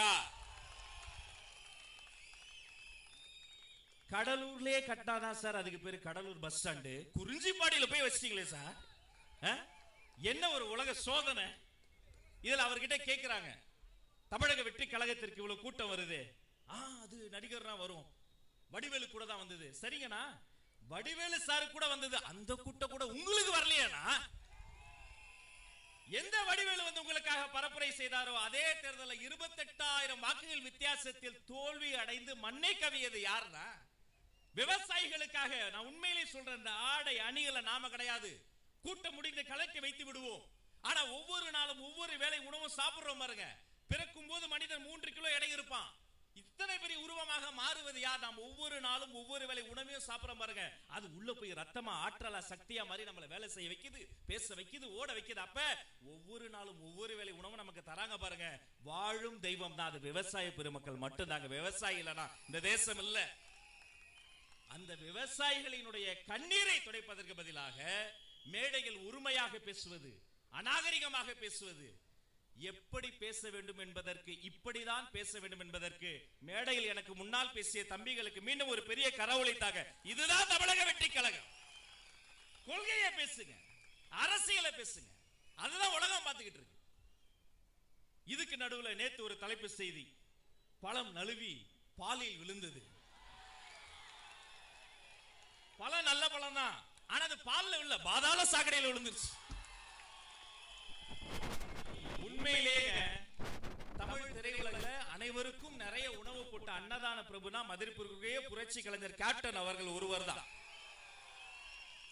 அந்த மாமனிதனை அரசியல் உலகில் அதிகமாக தண்ணியில் இருக்கிற கப்பலில் இருப்பவர் தான் கேப்டன். தண்ணியிலே இருப்பவர் எல்லாம் கேப்டன் எள்ளி நகையாடி அவரை அவமானப்படுத்தி அவரை கேரக்டர் அசாசினேஷன் செய்த ஒரு கட்சி இருக்குன்னா திமுக. பரவாயில்ல, எந்த கேப்டனை அவர்கள் இழிவுபடுத்தினார்களோ அந்த கேப்டனின் மீது விழுந்த பழியையும் தீர்ப்பதற்காக அவருக்கும் சேர்த்து திமுகவை வீட்டுக்கு அனுப்ப போகிற ஒரு கட்சி தமிழக வெற்றி கழகம் மட்டும்தான். மக்கள் பிரச்சனையில் இருக்கிறாங்க, அத சட்டமன்றத்தில் பேசுங்க. உலகத்திலேயே ஒரு வேளாண் பட்ஜெட்டை ஒரு வேளாண்மை துறை அமைச்சர் தாக்கல் செய்யறாரு. அப்ப எவ்வளவு பரபரப்பா இருக்கணும். ஒரு வாரம் அதை பத்தி பேசணும், மாணவர்கள் எடுத்து பகுப்பாய்வு செய்யணும், ஆசிரியர் எடுத்து பேசணும், விவசாய சங்கங்கள் பேசணும். நம்ம மினிஸ்டர் விவசாய பட்ஜெட்டை வாசிக்கிறாரு, துணை முதலமைச்சர் பச்சை துண்டை போட்டுக்கிட்டு தூங்கிட்டாரு. தாய் தாலாட்டு பாடி கூட வராத துக்கம். ஒரு பட்ஜெட் வாசித்து துணை முதலமைச்சரே தூங்க வைக்க முடியும்னா தாயுலம் கொண்ட மாண்புமிகு அமைச்சர் அவர்களை நாம உண்மையிலே வாழ்த்தணும். கடலூர் திரும்பிய திசையெல்லாம், வருகின்ற வரியெல்லாம், பார்க்கின்ற முகமெல்லாம் தமிழக வெற்றி கழகத்தினுடைய அந்த பட்டொலி வீசி பறக்கிற அந்த வெற்றி கொடி பறக்கிறது. ஜெயிஸ்டாரு, தளபதி ஜெயிஸ்டாரு. தொட்டுவிடும் தூரத்தில் தேர்தல் போர்க்களம் தொடங்குகிறது. இங்கிருந்து பார்க்கிறேன், மக்கள் கடல் நடுவே தன்னெழுச்சியோடு தமிழக வெற்றி கழகத்தினுடைய கொடியை ஏந்தி எங்களுடைய தோழர்கள் அப்படி ஏந்தி இப்படி பிடித்திருக்கிறார்கள். இன்று தமிழக வெற்றி கழகத்தில் மட்டுமல்ல, தமிழ்நாடு முழுக்க ஒரு ஓசை ஒலிக்கிறது என்று சொன்னால் அது வெற்றி சின்னமாம் விசிலோசை மட்டும்தான் ஓங்கி ஒலித்துக் கொண்டிருக்கிறது. இது வெற்றி விசிலோசை மட்டுமல்ல, மக்களை குறித்து சிறிதும் அக்கறைப்படாத திரும்பிய திசையெல்லாம் ஊழலை முன்னெடுத்திருக்கிற, வாரிசு அரசியலை முன்னெடுத்திருக்கக்கூடிய இந்த திராவிட முன்னேற்ற கழகத்தினுடைய மக்கள் விரோத ஆட்சியை வீட்டுக்கு அனுப்ப போகிற சங்கோசை, இந்த விசிலோசை என்பதை இந்த மண்ணில் என்று சொல்லிக் கொள்கிறேன். உங்களுக்கு ஒரு கடமை இருக்கிறது. கழக மாவட்ட செயலாளர் இருக்கிறாரு, பொதுச் செயலாளர் வந்திருக்கிறார் உங்களை பார்க்கறதுக்காக.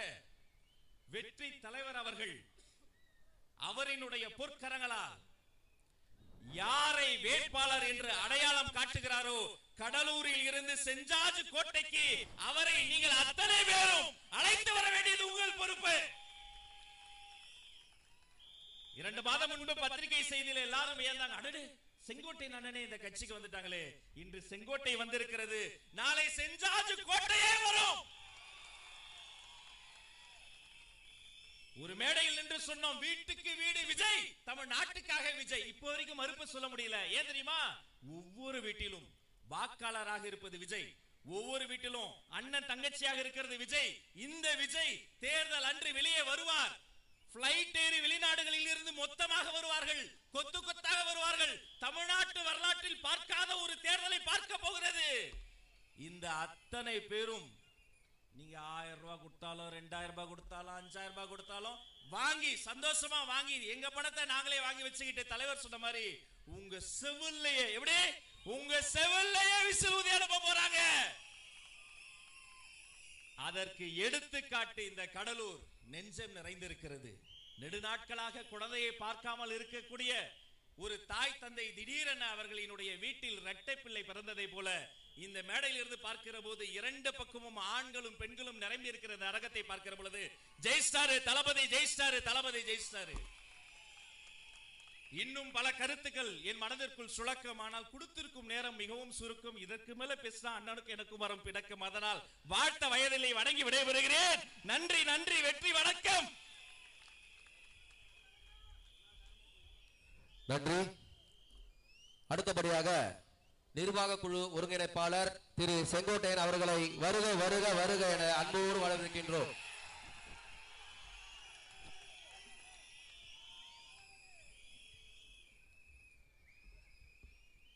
இனிய நிகழ்ச்சியின்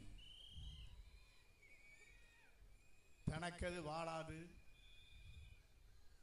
தளபதிக்காக வாழ்ந்து கொண்டிருக்கிற கழகத்தின் பொதுச் செயலாளர் என் அன்பிற்கினிய அருமை அண்ணன் பொசி ஆனந்தன் அவர்களே, தேர்தல் பிரிவுடைய செயலாளர்,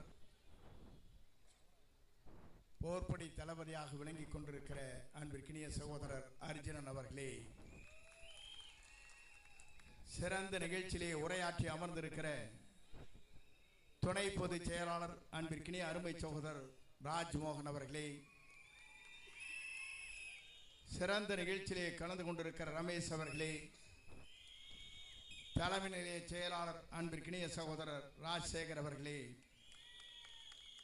ஒரே நாளில் முடித்து காட்டுவேன் என்று வரலாறு படைத்திருக்கிற மாவட்டத்தின் கழகத்தின் செயலாளர் ராஜ்குமார் அவர்களே,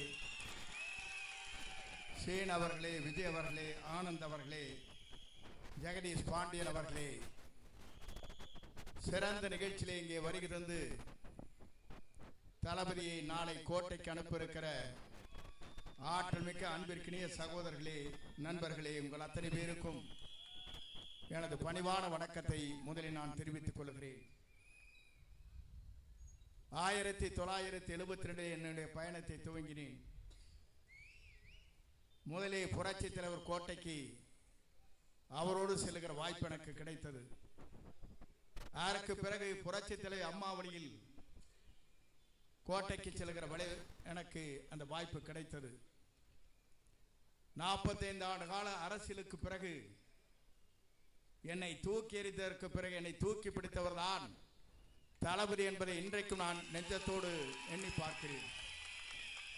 ஏன் அதை சொல்லுகிறேன் சொன்னால், இன்று இருப்பவருடைய நிலை வேறு, ஆனால் இங்கே அமர்ந்து கொண்டிருப்பவருடைய நிலை வேறு, நாளை ஆளப்போகிற நிலையே வேறு என்பதை நான் அறிவேன். நான் இதை குறிப்பிடுவதற்கு காரணம், 3வது தலைவராக நாளை ஆட்சி கட்டளை அமரப்போகிற நம்முடைய வெற்றி தளபதி தான் ஆட்சி ஆளப் போகிறார். நான் குறிப்பிடுவதற்கு காரணம் எல்லா இயக்கங்களும் இருக்கின்றவர்கள் வியந்து போயிருக்கிறார்கள். நாட்டிலே நாம் இன்றைக்கு கடலூரிலே பேசுகிறோம். கடலாக மக்கள் இங்கே கூடியிருக்கிறார்கள். அனுமதி ஒரே நாள் தான். நம்மை வெல்வதற்கு எந்த சக்தியாலும் முடியாது என்பதை இந்த கூட்டம் இன்றைக்கு எடுத்து காட்டிக் கொண்டிருக்கிறது. ஏன் என்று சொன்னால், இந்த கூட்டத்தை கூட்ட வேண்டும் என்று சொன்னால் மாற்றுக் கட்சியை சார்ந்தவர்களுக்கு 2 கோடி ரூபாய் செலவு செய்ய வேண்டும். 1 ரூபாய் கூட செலவு செய்யாமல் இங்கே கூட்டம் கூடப்பட்டிருக்கிறது என்று சொன்னால் இது தளபதிக்கு பின்னாலே இருக்கிற ஆர்ப்பரித்து வருகிற கூட்டம். இந்த கூட்டத்தை எவராலும் வெல்ல முடியாது. ஏன்னு சொன்னால் அதை சொல்வதற்கு காரணம், நம்முடைய கொள்கை தலைவர்கள் இருக்கிறார்கள். கொள்கை தலைவர்களை பொறுத்தவரையிலும் அஞ்சலை அம்மா அவர்கள் இந்த மண்ணிலே பிறந்தவர், நாட்டிற்காக தியாகத்தை செய்தவர். அவருடைய நினைவு நாள் இன்றைக்கு. அதைத்தான் எண்ணி பார்க்கிறேன். கடவுளே, அந்த நாளிலே நான் பேசுகிற நல்ல வாய்ப்பு எனக்கு கிடைத்தமைக்கு கூறான கோடி நன்றி மலர்களை உங்களுக்கு நான் தெரிவித்துக் கொள்கிறேன். என்று எனக்கு முன்னாலே பேசியவர் சொன்னார்கள், தந்தை பெரியார், காமராஜர் அவர்கள், அதே போல சட்டமேதை அம்பேத்கர் என்று சொன்னார்கள். விடுதலைக்காகவே தன்னை அர்ப்பணித்துக் கொண்டிருக்கிற பல்வேறு தலைவர்கள் இங்கே இருக்கிறார். நம்மை பொறுத்தவரை நான் இன்னைக்கு எண்ணி பார்க்கிறேன். ஒரு வரலாறு படைக்கப்பட்டிருக்கிற இந்த கடவுளில் நாளை ஆட்சி மாற்றத்திற்கு இந்த கூட்டம் தான். நான் பார்க்கிற போது இங்கே குறைவான கூட்டம் இருக்குமா என்று நான் எண்ணி வந்தேன். ஆனால் வெற்றி விழா கூட்டத்தை போல இங்கே கூட்டம் கூடியிருக்கிற காட்சியை நான் காணுகிற போது, உங்களை வெல்வதற்கு எந்த சக்தியாலும் இனி தமிழகத்திலே முடியாது என்ற வரலாற்றை நீங்கள் படைக்கப் போகிறீர்கள். இந்த வரலாற்றுக்கு சொந்தக்காரர் நீங்கள். இங்கே எனக்கு முன்னாலே உரையாற்றுவர் சொன்னார்கள், 2 ஆட்சிகள் தமிழ்நாட்டில் ஆண்டு இருக்கிறது. புரட்சி தலைவருக்கு பிறகு, புரட்சி தலைவர் அம்மாவுக்கு பிறகு ஆட்சி நடத்தியவர்கள் இன்றைக்கு ஆட்சி நடத்தி கொண்டிருக்கிறது. அத்தனை பேருக்கும் நான் இன்றைக்கு சொல்கிறேன், இன்றைக்கு திராவிட முன்னேற்ற கழகத்தை ஆட்சி கட்டிலிருந்து தூக்கி எறிவதற்கு ஒரே சக்தி தான் நம்முடைய தளபதி ஒருவரால் தான் முடிவு வைத்தவரை எவராலும் முடியாது என்பதை நாட்டு மக்கள் ஏற்றுக்கொண்டிருக்கிறார்கள். நீங்கள் கவலைப்பட தேவையில்லை. சில பேர் இடையிலே வருகிறார். நான் இன்றைக்கு சொல்லுகிறேன் அவர்களுக்கெல்லாம், உங்களால் என்றைக்கும் திராவிட முன்னேற்ற கழகத்தை வீழ்த்த முடியாது. வீழ்த்துகிற சக்தி நம்முடைய தமிழகத்தின் வெற்றி தளபதியாக விளங்கிக் கொண்டிருக்கிற தளபதி ஒருவரால் தான் முடிவு வைத்தவரை எவராலும் முடியாது என்பதை நீங்கள் உணர்ந்திருக்க வேண்டும். சில பேர் நினைக்கிறார்கள் அங்கே இங்கு ஓடிக்கொண்டிருக்கிறார். அந்த ஓடுகிற நண்பர்களுக்கு சொல்லுகிறேன், வீழ்த்தும் சக்தி இங்கேதான் இருக்கிறது, மறந்து விடாதீர்கள். திராவிட முன்னேற்ற கழகத்தை வீழ்த்த வேண்டும் என்று சொன்னால் மக்கள் நல்லாட்சி நடத்துவதற்கு, நாளை எதிர்காலத்தை நம்பியிருக்கிற மக்களுக்கு கண்ணீரை துடைப்பதற்கு, நம்முடைய தமிழகத்தின் வெற்றி கழகத்துடைய தலைவராக மட்டுமல்ல, இந்திய நாடை வியக்கத்தக்க அளவிற்கு ஒரு வரலாற்றை படைக்கிற தலைவராக தமிழகத்திலே வீரனை போட போகிறார் என்பதை நீங்கள் மறந்துவிடக் கூடாது. நான் இதையெல்லாம் சொல்வதற்கு காரணம், இங்கே இருக்கின்றவர் சொன்னார்கள், கடவுளே 9 சட்டமன்ற தொகுதி என்று சொன்னார்கள். கன்னியாகுமரியில் இருந்து சென்னை வரையிலும் 234 தொகுதியிலும் அவர்தான் வெற்றி பெறுவார், யாராலும் மாற்றி காட்ட முடியாது என்ற வரலாற்றை தமிழகத்தில் நாம் படைப்போம். நான் எதற்காக சொல்லி என்று சொன்னால், காலத்தின் சூழ்நிலையை கருதி நான் உரையை சுருக்கி இங்கே பேசிக் கொண்டிருக்கிறேன். ஏனென்று சொன்னால், நீங்கள் 3 மணிக்கு இங்கே வந்தீர்கள். ஆனால் மாற்றுக் கட்சியை பார்க்கின்ற போது 1 மணி நேரம் கூட கூட்டம் இருப்பதில்லை. காலி சேர்களை நாம் பார்க்கிறோம். ஆனால் காலி செய்கிற கூட்டம் தான் இங்கே வெற்றி கழகத்துடைய தலைவருடைய பட்டாளங்கள் இங்கே இருக்கிறது என்று என்னால் உணர முடிகிறது. அதைத்தான் இங்கே சொல்லுகிற போது, பூட்டிய இரும்பு கதவை உடைத்து விட்டு சிறுத்தியே வா, நாம் சொல்லும் வழிகளை கொள்கைகளை நீங்கள் முரசுகளாக கொட்டி வாருங்கள் என்று அழைத்து விடைபெறுகிறேன்.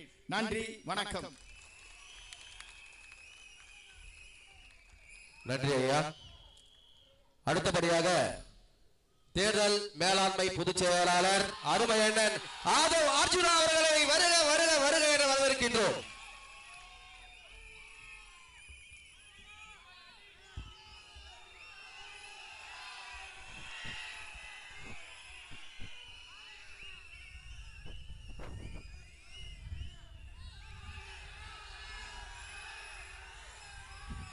தெய்வ தாளாவதியின் முயற்சிதனும் மெய்வருத்த கொளித்ததும் கழக பொதுச் செயலாளர் அண்ணன் திரு ஆனந்த் அவர்களே, நிர்வாக குழு ஒருங்கிணைப்பாளர் திரு அண்ணன் செங்கோட்டையன் அவர்களே, தலைமை நிலைச் செயலாளர் ஏ ராஜசேகர் அவர்களே, துணை பொதுச் செயலாளர் திரு ராஜ்மோகன் அவர்களே, மாநில ஒருங்கிணைப்பாளர் ஊடகம் மற்றும் செய்தி தொடர்பு அணி திரு ரமேஷ் அவர்களே, கடலூர் கிழக்கு மாவட்ட செயலர் ராஜ்குமார் அவர்களே, கடலூர் தெற்கு மாவட்ட செயலாளர் சீனு அவர்களே, கடலூர் மேற்கு மாவட்ட செயலர் EMR விஜய் அவர்களே, கடலூர் வடக்கு மாவட்ட செயலர் MK ஆனந்த் அவர்களே, கடலூர் மாவட்ட நிர்வாகிகள் மற்றும் கடலூர் மக்கள், அண்ணன், அம்மா, தங்கை, என்னுடைய தோழர்கள் அவர்களுக்கும் என்னுடைய வணக்கத்தை தெரிவித்து 2026 முதல்வர் நம்மளுடைய அண்ணன், நம்மளுடைய தலைவர் அவர்களுக்கும் வணக்கத்தை தெரிவித்து, எவ்வளவு அருமையான கூட்டம் உங்களை பார்க்கும் பொழுது உங்க முகத்திலேயே தெரியுது இந்த உணர்ச்சி, இந்த சிரிப்பே ஆட்சி மாற்றத்திற்கான ஒரு பெரிய ஒரு பாசிட்டிவ் எனர்ஜியா இருக்கு.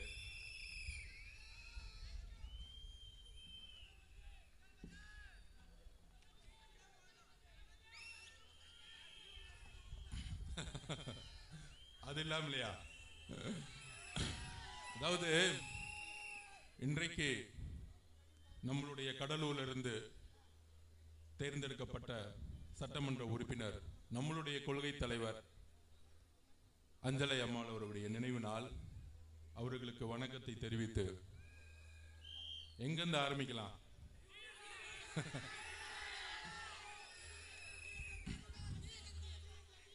அதாவது நமக்கு கொள்கை தெரியுமா அப்படின்னு புதுசா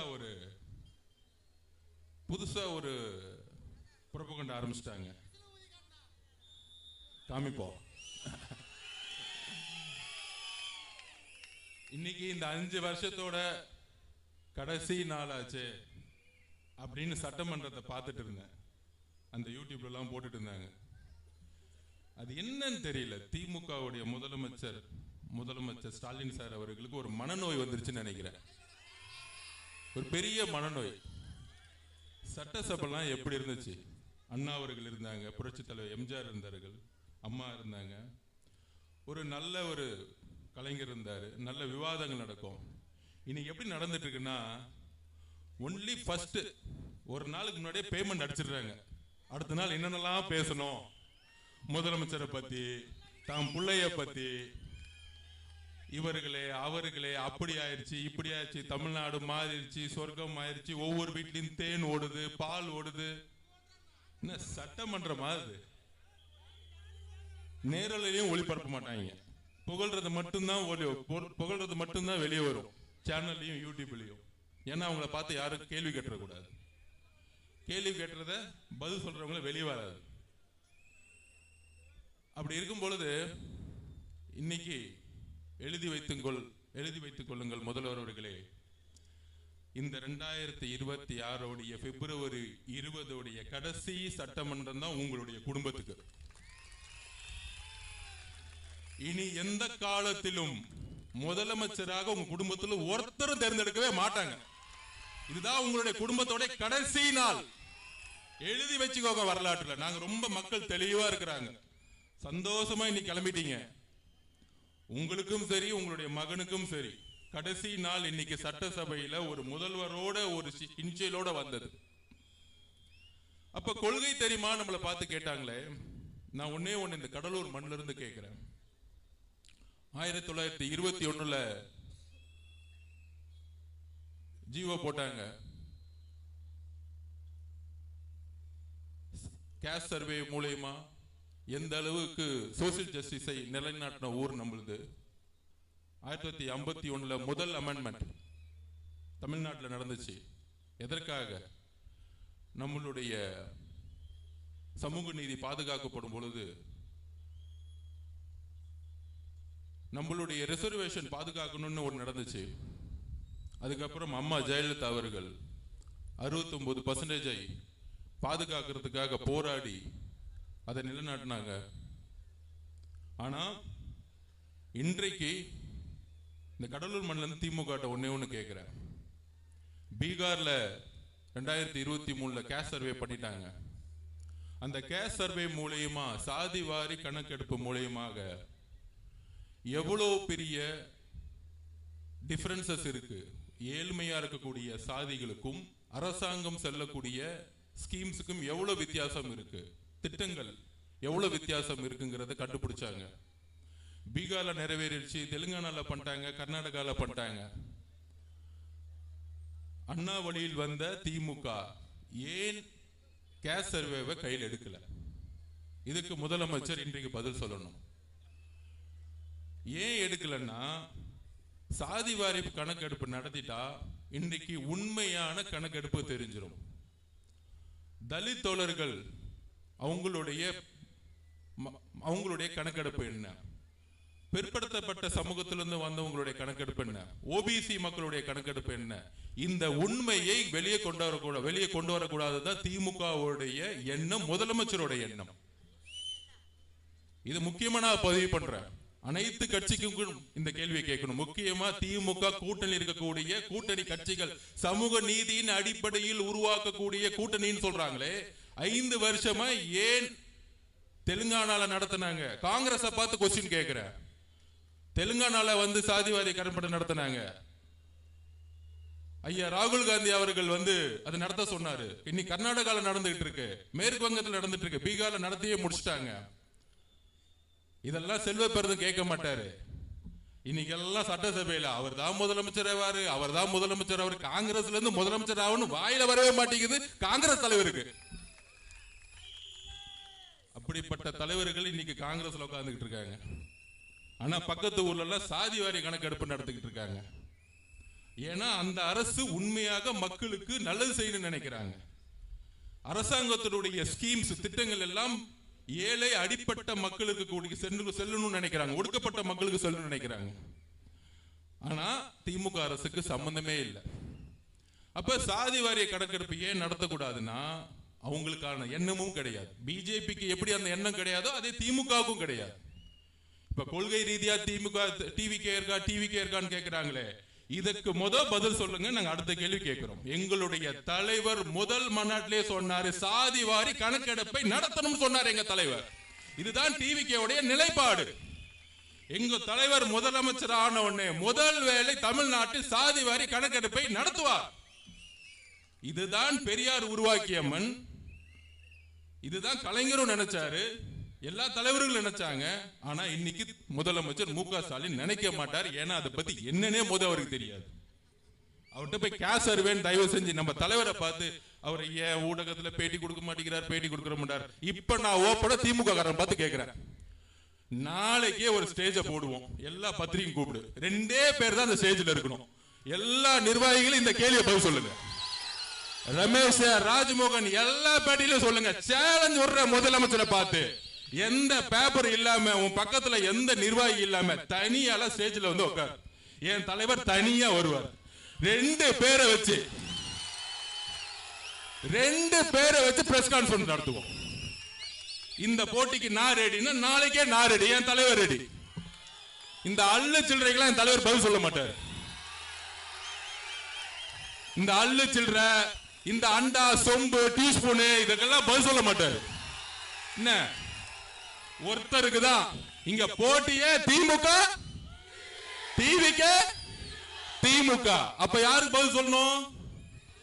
உங்க முதலமைச்சருக்கு உண்மையாலே சமூக நீதியை பத்தி அறிவு இருந்தா, உங்க முதலமைச்சருக்கு பொருளாதாரத்தை பத்தி அறிவு இருந்தா, உங்க முதலமைச்சருக்கு நிர்வாகத்தை பத்தி அறிவு இருந்தா, உங்க முதலமைச்சருக்கு சாதி வாரிய கணக்கெடுப்பு பத்தி அறிவு இருந்தா தைரியமா பிரஸ் கான்ஃபரன்ஸ் சொல்லுங்க, எங்க தலைவர் வராரு, நீங்க வாங்க. இன்னமேட்டு பிரஸ் கான்ஃபரன்ஸ் பத்தி பேசினா மாண்புமிகு முதலமைச்சர் நீங்க வாங்க. 2 பேரும் எப்படி அமெரிக்கால உட்கார்ந்து முதலமைச்சர் பிரைம் மினிஸ்டர் பிரசிடென்ட் ஆகிறதுக்கு முன்னாடி 2 பேரும் உட்கார்ந்து பேசுவாங்க மக்கள் முன்னாடி. 2 பேரை பேச வைப்போம். ஃபர்ஸ்ட் ஷாட்லயே அவுட். ஏன்னா ஷூட்டிங் இல்ல, கேமரால சிஎம் போயிட்டே இருப்பாரு. எங்க தலைவருக்கு கேமராவே தேவையில்லை, அவர் ஆல்ரெடி நடிகரா இருந்து வந்தவரியா. நீ ஸ்கிரிப்ட், அவரு உணர்வு. இங்க உண்மை இருக்கு, நீ ஸ்கிரிப்ட்ல இருக்கிற. ஸ்கிரிப்டுக்கு உண்மைக்கு நிறைய வித்தியாசம் இருக்கு. மாண்புமிகு முதலமைச்சர் அவர்களே, பிரஸ் கான்ஃபரன்ஸ் பத்தி நீங்க பேசுறீங்க. எப்ப பார்த்தாலும் திமுக மேடையில டிவி எல்லாம் பாருங்க, அதான் டிவில பாருங்க, எந்த திமுக காரனும் வந்து பேசுறதே கிடையாது. டிவில பேசுறது எல்லாம் பத்திரிகையாளர்னு சொல்லிட்டு உட்கார்ந்துட்டு இருக்காங்க. ஏன்னா பேச தெரியாத ஒரு கட்சி தான் இன்னைக்கு திமுக. நம்மள பார்த்து பேச தெரியுமா பேச தெரியுமா பேச தெரியுமான்னு கேக்குறாங்க. அப்ப உடனே நியூஸ் பயங்கரமா, பழம் நழுவி பாலில் விழுந்தது. அது கலைஞர் 2016 சொன்னாருப்பா. இது அவுட் ஆஃப் சிலபஸ் ஆயிடுச்சு. இப்ப என்னைக்கு வந்து வண்டியை ஓட்டிட்டு இருக்கீங்க? பழம் நழுவி கெட்டு போன பால் விழுந்துருச்சு, அவ்வளவுதான் மேட்ரு. கெட்டு போன பால்ல உளுந்து என்ன பிரயோஜனம்? யார் குடிக்க போறா? அதாவது திமுக அப்படியே ஆரம்பிச்சிருச்சுன்னா, ஒரே ஒரு தலைவர், நம்ம தலைவரை பார்த்து அவர் பேரை சொல்றாங்களோ இல்லையோ, டெய்லி தூக்கத்துல இருந்து எந்திரிச்சு, தலைவர் சொன்ன மாதிரி தூக்கத்துல எந்திரிச்சா கூட விசில் அடிச்சிட்டு இருப்பார். அந்த மாதிரி டெய்லி ஒரு பிரச்சனை. இது எப்படி நம்ம தலைவரை ஜெயிக்கலாம்? தமிழக வெற்றி கழகத்தை ஜெயிக்கணும். பர்சன்டேஜ் பாட்டு 27, 30, 32% போயிட்டே இருக்கு. எப்படி வந்து நிப்பாட்டணும்? ஒன்னும் புரியல. திடீர்னு வந்து முதலமைச்சர் அவர்கள் திடீர்னு ஒண்ணு MK Stalin share auto service ஒன்று ஆரம்பிச்சிட்டார். யாரெல்லாம் வண்டி நம்ம ஷேர் ஆட்டோல 9 நம்ம டிரைவர் கூப்பிடுவாங்க பாத்தீங்களா, அண்ணா ஏறுன ஏறுன ஏறுன ஏறுன ஏறுன ஏறுன ஏறுன ஏறுன ஏறுன ஏறுன வண்டி ஏறுன ஏறுன ஏறுனு சொல்ற மாதிரி ஒருத்தரை ஜெயிக்கிறதுக்கு யார் யாரெல்லாம் கண்ணில் படுறீங்களோ தயவு செஞ்சு ஏறுங்க. பேமெண்ட் மட்டும் டைரக்ட் பிக்ஸ், ஜிபே அனுப்பிச்சுக்கிட்டே இருப்போம். ஜிபே பிக்ஸ் ஏறுங்க, ஜிபே பிக்ஸ் ஏறுங்க, ஜிபே பிக்ஸ் ஏறுங்க. எல்லாம் ஜிபேல தான் ஓடிட்டு இருக்க கூட்டணி இல்ல. அப்ப எல்லாம் ஷேர் ஆட்டோல ஏத்திட்டு தொண்டர்களை நம்ம கிட்ட வந்துட்டாங்க. இதை சொன்னா புரிஞ்சுக்க மாட்டேங்கிறாங்க. காங்கிரஸ் இருக்க தொண்டர்கள் நம்ம கிட்ட வந்துட்டாங்க. எல்லா தொண்டர்களும் ஷிஃப்ட் ஆயிட்டாங்க. ஆனா ஷேர் ஆட்டோ மட்டும் போய்கிட்டே இருக்கு. முன்னாடி அவங்க அப்பா, பக்கத்துல பையன், 2 பேர் ஓட்டுவாங்க பாத்தீங்களா ஷேர் ஆட்டோ. அப்ப நம்ம எது ஓட்டுறோம்? அரசு பேருந்து, மக்களை ஏற்றக்கூடிய ஒரு பேருந்து. இப்ப ரீசெண்டா நான் பஸ்ல போனேன். மகாபலிபுரம் டு கோவளம் வரைக்கும் போனேன் ஒரு சர்வே எடுக்கிறதுக்காக. நானும் என் ஆபீஸ்ல வேலை பார்க்கறே ஒரு தோழரும் போனோம். கேப்லாம் போட்டுட்டு போகும்போது நம்மளுடைய சின்னம் இருக்கு பாருங்க, எந்த அளவுக்கு ரீச் ஆயிருக்கு தெரியுமா? கோவளத்திலிருந்து கரெக்டா 7-8 ஸ்டாப், சாரி மகாபலிபுரத்துல இருந்து கோவளம் வரைக்கும் நான் போயிட்டு இருக்கேன். ஒவ்வொரு தாட்டி கண்டக்டர் விசில் அடிச்சுக்கிட்டே இருக்காரு. ரே போலாம், இறங்க, நிப்பாட்டு. நான் அப்பதான் நினைச்சேன், எத்தனை ஆயிரம் பஸ் ஓடிட்டு இருக்கு, ஒவ்வொரு ஸ்டாப்லயும் விசில் அடிச்சுட்டே இருக்காரு கண்டக்டர். அப்ப நண்பர்களே, நம்மளுடைய சின்னம் 8 கோடி பேருக்கு ரீச் ஆயிடுச்சு. நீங்க ஒன்னே ஒண்ணு புரிஞ்சுக்கணும், இந்த கூட்டணியுடைய அரித்மெட்டிக்ஸ்ல தமிழ்நாட்டில் எடுப்படாது. தலைவர் மேலே நம்பிக்கை இல்லாத பொழுது பக்கத்தில் இருக்கவங்க மேல எப்படி நம்பிக்கை வரும்? முதலமைச்சர் வேட்பாளர் அண்ணன் திருமானனா? இல்லை. முதலமைச்சர் வேட்பாளர் கம்யூனிஸ்ட்ல இருந்து இருக்காங்களா? இல்லை. முதலமைச்சர் வேட்பாளர் அம்மா பிரேமலதா மேடமா? இல்லை. வேற யார் இருக்காங்க? முதலமைச்சர் வேட்பாளர் ஐயா வைகோ அவர்களா? இல்லை. முதலமைச்சர் வேட்பாளர் அண்ணன் வேல்முருகன் அவர்களா? இல்லை.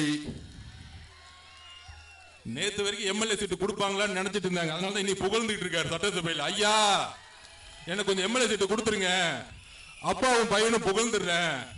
எம்எல்ஏ சீட்டு வேணும்னா எங்க தலைவர் விஜய் அவர்கள் திட்டா சீட்டு கிடைச்சிரும். விட்டுருங்க, நல்லா இருந்துட்டு போறாரு, நமக்காக நல்லா இருந்துட்டு போறாரு. போனா பொழைச்சு போட்டோம். சோ அப்ப இன்றைக்கு நம்மளை வச்சுதான் அங்க வியாபாரம் பயங்கரமா ஓடுது. ஒரு பெரிய வியாபாரியை போட்டு ஒரு சின்ன வியாபாரி வந்து போட்டி போடுவாங்களே, அந்த மாதிரி நாங்க விஜய் கிட்ட போயிடுவோம் அங்க திமுக வியாபாரம் பண்ணிட்டு இருக்காங்க. எங்க தலைவர் முதல் நாளே சொல்லிட்டார், 234 தொகுதியிலும் தனியா நின்று வெற்றி பெறக்கூடிய வலிமை எனக்கு இருக்கிறது. தொண்டர்கள் பலத்தை மட்டும் சொல்லல, மக்களுடைய பலம் தெளிவா சொன்னாரு. நான் வீடா போயிட்டு தான் கட்சியே ஆரம்பிச்சேன், நீ இனிமேல் தான் வீட்டுக்கே போறீங்க. அப்ப அஜெண்டா தெளிவு. நமக்குள்ள ஒரு வேக, ஒரு என்ன சொல்றாங்க, ஒரு டிவி மாயை உருவாக்குவாங்க. நீங்க 2014 திருப்பி சொல்ற, 2014 தேர்தல் களம் எப்படி இருந்து தெரியுமா? கலைஞர் சென்ட்ரல் கவர்மெண்ட்ல அவங்க தான் பவர், காங்கிரஸ், விசிகே, பிஎம்கே வரிசையா பாத்தீங்கன்னா எல்லா கட்சி இருந்துச்சு. ஆனா 2014 எதிர்கட்சியா கூட திமுக. அந்த ரிசல்ட் தான் திருப்பி வரப்போகுது.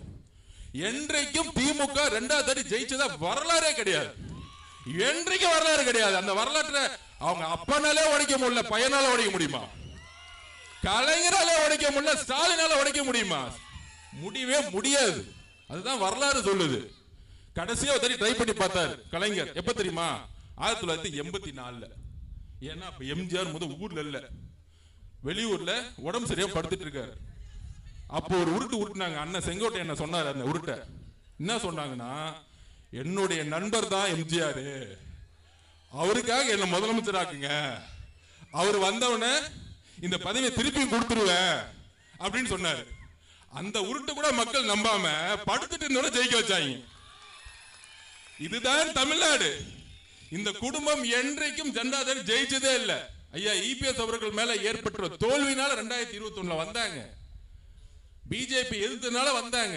ஆனால் இன்னைக்கு நிர்வாகம் ஒட்டுமொத்தமா ஊழல் மட்டுமே அடிப்படையா இருக்கிறதுனால கண்டிப்பாக இன்னொரு முறை இந்த குடும்பம் வர்றதுக்கான வாய்ப்பே இல்லை.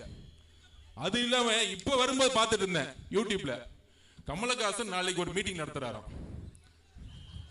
அது புரியல, திடீர்னு அவர் எங்க வந்தாருன்னு தெரியல அரசியலுக்கு. அந்த கட்சியை தான் ரெட் ஜெயிண்ட் வாங்கி 2 வருஷம் ஆச்சு. திடீர்னு எதுக்குப்பா அவர் காந்தியவாதி மாதிரி ஒரு மீட்டிங் நடத்திட்டு இருக்காரு, திடீர்னு பெரியாரிஸ்ட்ங்கிறாரு, திடீர்னு காந்தியவாதிங்கிறாரு. அந்த கூட்டணி நாளைக்கு எதுக்கு அந்த மீட்டிங்னா, என்ன ஒரே குழப்பமா இருக்குல்ல, அதனால எல்லா கூட்டணி கட்சிகளும் ஒரே ஸ்டேஜ்ல ஏத்திடுறாங்க. அதுக்கு ஒரு காந்தியை கொண்டு வராங்க. நேத்து வரைக்கும் காந்தியை பத்தி யாரும் தமிழ்நாட்டில் பேசினதே இல்லை. ஆனா திடீர்னு கமலஹாசனை கூப்பிட்டு, அண்ணா நீங்க சும்மா தானே இருக்கீங்க, ஒரு காந்தி மீட்டிங் போட்டுருங்க, நம்ம எல்லாம் ஒற்றுமையா இருக்க மாதிரி ஸ்டேஜ்ல நிடுவோம். காந்திவாதி மீட்டிங்கு முக ஸ்டாலின் திமுக கூப்பிடுறீங்களே, அவர் உயிரோட இருந்தாருன்னு வச்சுக்கோங்க, ஏதாவது தூக்கி அடிக்க வந்துருவார்.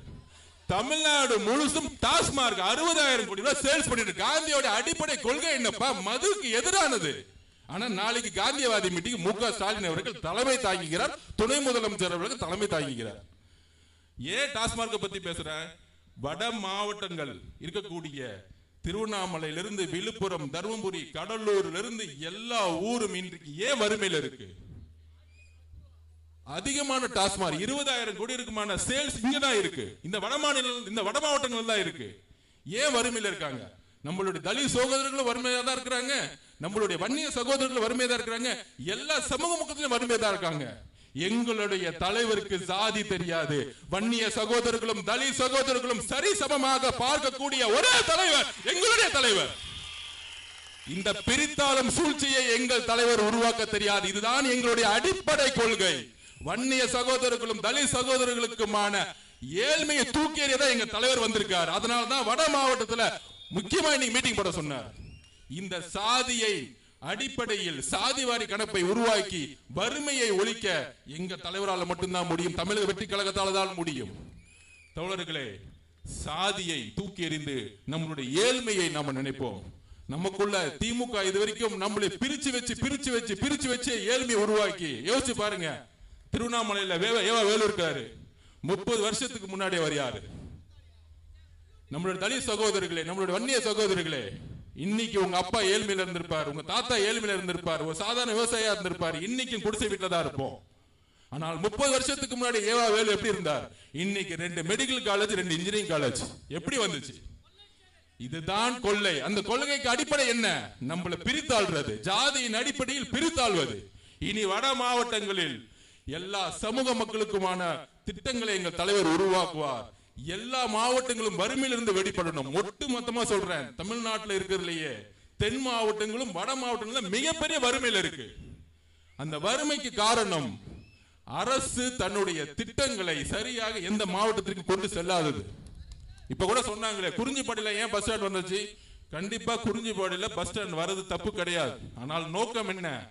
அவங்க ஃபேமிலி சுத்தியிலும் லேண்ட் வாங்கி போட்டிருப்பாங்க, ரியல் எஸ்டேட், அவ்வளவுதான். அந்த லேண்ட் வேல்யூ ஏறணும்னா பஸ் ஸ்டாண்ட் கொண்டு போகணும். சோ இந்த மாதிரி எல்லாமே ரியல் எஸ்டேட் ஊழல், இதை நோக்கியே திமுக சொல்லும் பொழுது 11 பேர் இல்ல, இன்னும் யார் யாரெல்லாம் இருக்காங்களோ இன்னும் 25 பேரை கூப்பிட்டுக்கோங்க, இன்னும் 30 பேரை கூப்பிட்டுக்கோங்க. ஏன்னா உங்களுக்கு உங்க மேலே நம்பிக்கை இல்ல, அதான் பிரச்சனை. முக ஸ்டாலின் அவர்களுக்கு அவர் மேலே நம்பிக்கை கிடையாது, அதனாலதான் இன்னும் 30 பேரை கூட்டிட்டு போவார். ஆனால் எங்களுக்கு, எங்களுடைய தலைவருக்கு இந்த மண்ணின் மீதும் இந்த மக்களின் மீதும் நம்பிக்கை இருக்கு. இன்னும் 75 நாள்ல தமிழக முதலமைச்சராக தலைவர் உருவாதை யாராலையும் நிப்பாட்ட முடியாது. தமிழக வெற்றிக்கிழமை ஆளுங்கட்சியாளர் யாராலும் ஒட்ட முடியாது. ஒன்னே ஒண்ணு, நம்மளுடைய உழைப்பை 24 மணி நேரம் செலுத்துவோம். நெக்ஸ்ட் 60 நாள் ரொம்ப ரொம்ப முக்கியமான நாள். கடுமையா உழைக்கணும். கடுமையா உழைக்கணும். ஓட்டு போற அன்னைக்கு எல்லா மக்களையும் கூட்டிட்டு போய் விட்டுட்டாலே போதும், மக்களே வந்துருவாங்க. ஆனால் நம்மளுடைய பணியை கடுமையா செய்யணும் தோழர்களே. நமக்குள்ள உடனே ஜாதி பாகுபாடு கிரியேட் பண்ணுவாங்க. நீ இவரு அவரு, ஒரே ஒரு வாக்குறுதியை குடிக்கிறோம். நம்மளோட தலைவரும் நம்மளோட கட்சியும் எந்த மதத்திற்கும் எந்த சாதிக்கும் சம்பந்தம் இல்லாத ஒரு கட்சினா இன்னைக்கு அதுதான். இன்றைக்கு மாவட்ட செயலாளர் யாருன்னா உண்மையிலே சொல்றேன், எனக்கும் சரி அண்ணனுக்கும் சரி எந்த ஜாதி என்னன்னு எங்களுக்கும் தெரியாது. எல்லோரும் சகோதரர்கள், ஒரே குடும்பம், ஒரே குடும்பமாக இணைந்து தமிழ்நாட்டை முன்னேற்றுவோம். வாழ்த்துக்கள், நன்றி, வணக்கம்.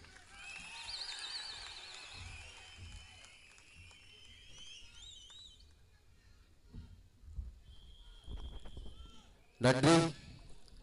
அடுத்தபடியாக ரசிகனாக இருந்த நம்ம எல்லாம் தொண்டராக மாற்றி தலைவரின் கரங்களிலே ஒப்படைத்த, தளபதி நினைப்பதை நினைத்த நொடியிலே செய்து காட்டக்கூடிய வல்லமை மிக்க ஆற்றல் செயல் வீரர் நம்முடைய ஆசான் கழக பொதுச் செயலாளர் அருமையண்ணன் திரு என் ஆனந்த் அவர்களை உங்கள் ஆற்றல்மிகு கரகோஷங்களோடு வருக வருக வருக வருக தலைமுறை தருக என்று வரவேற்கிறேன்.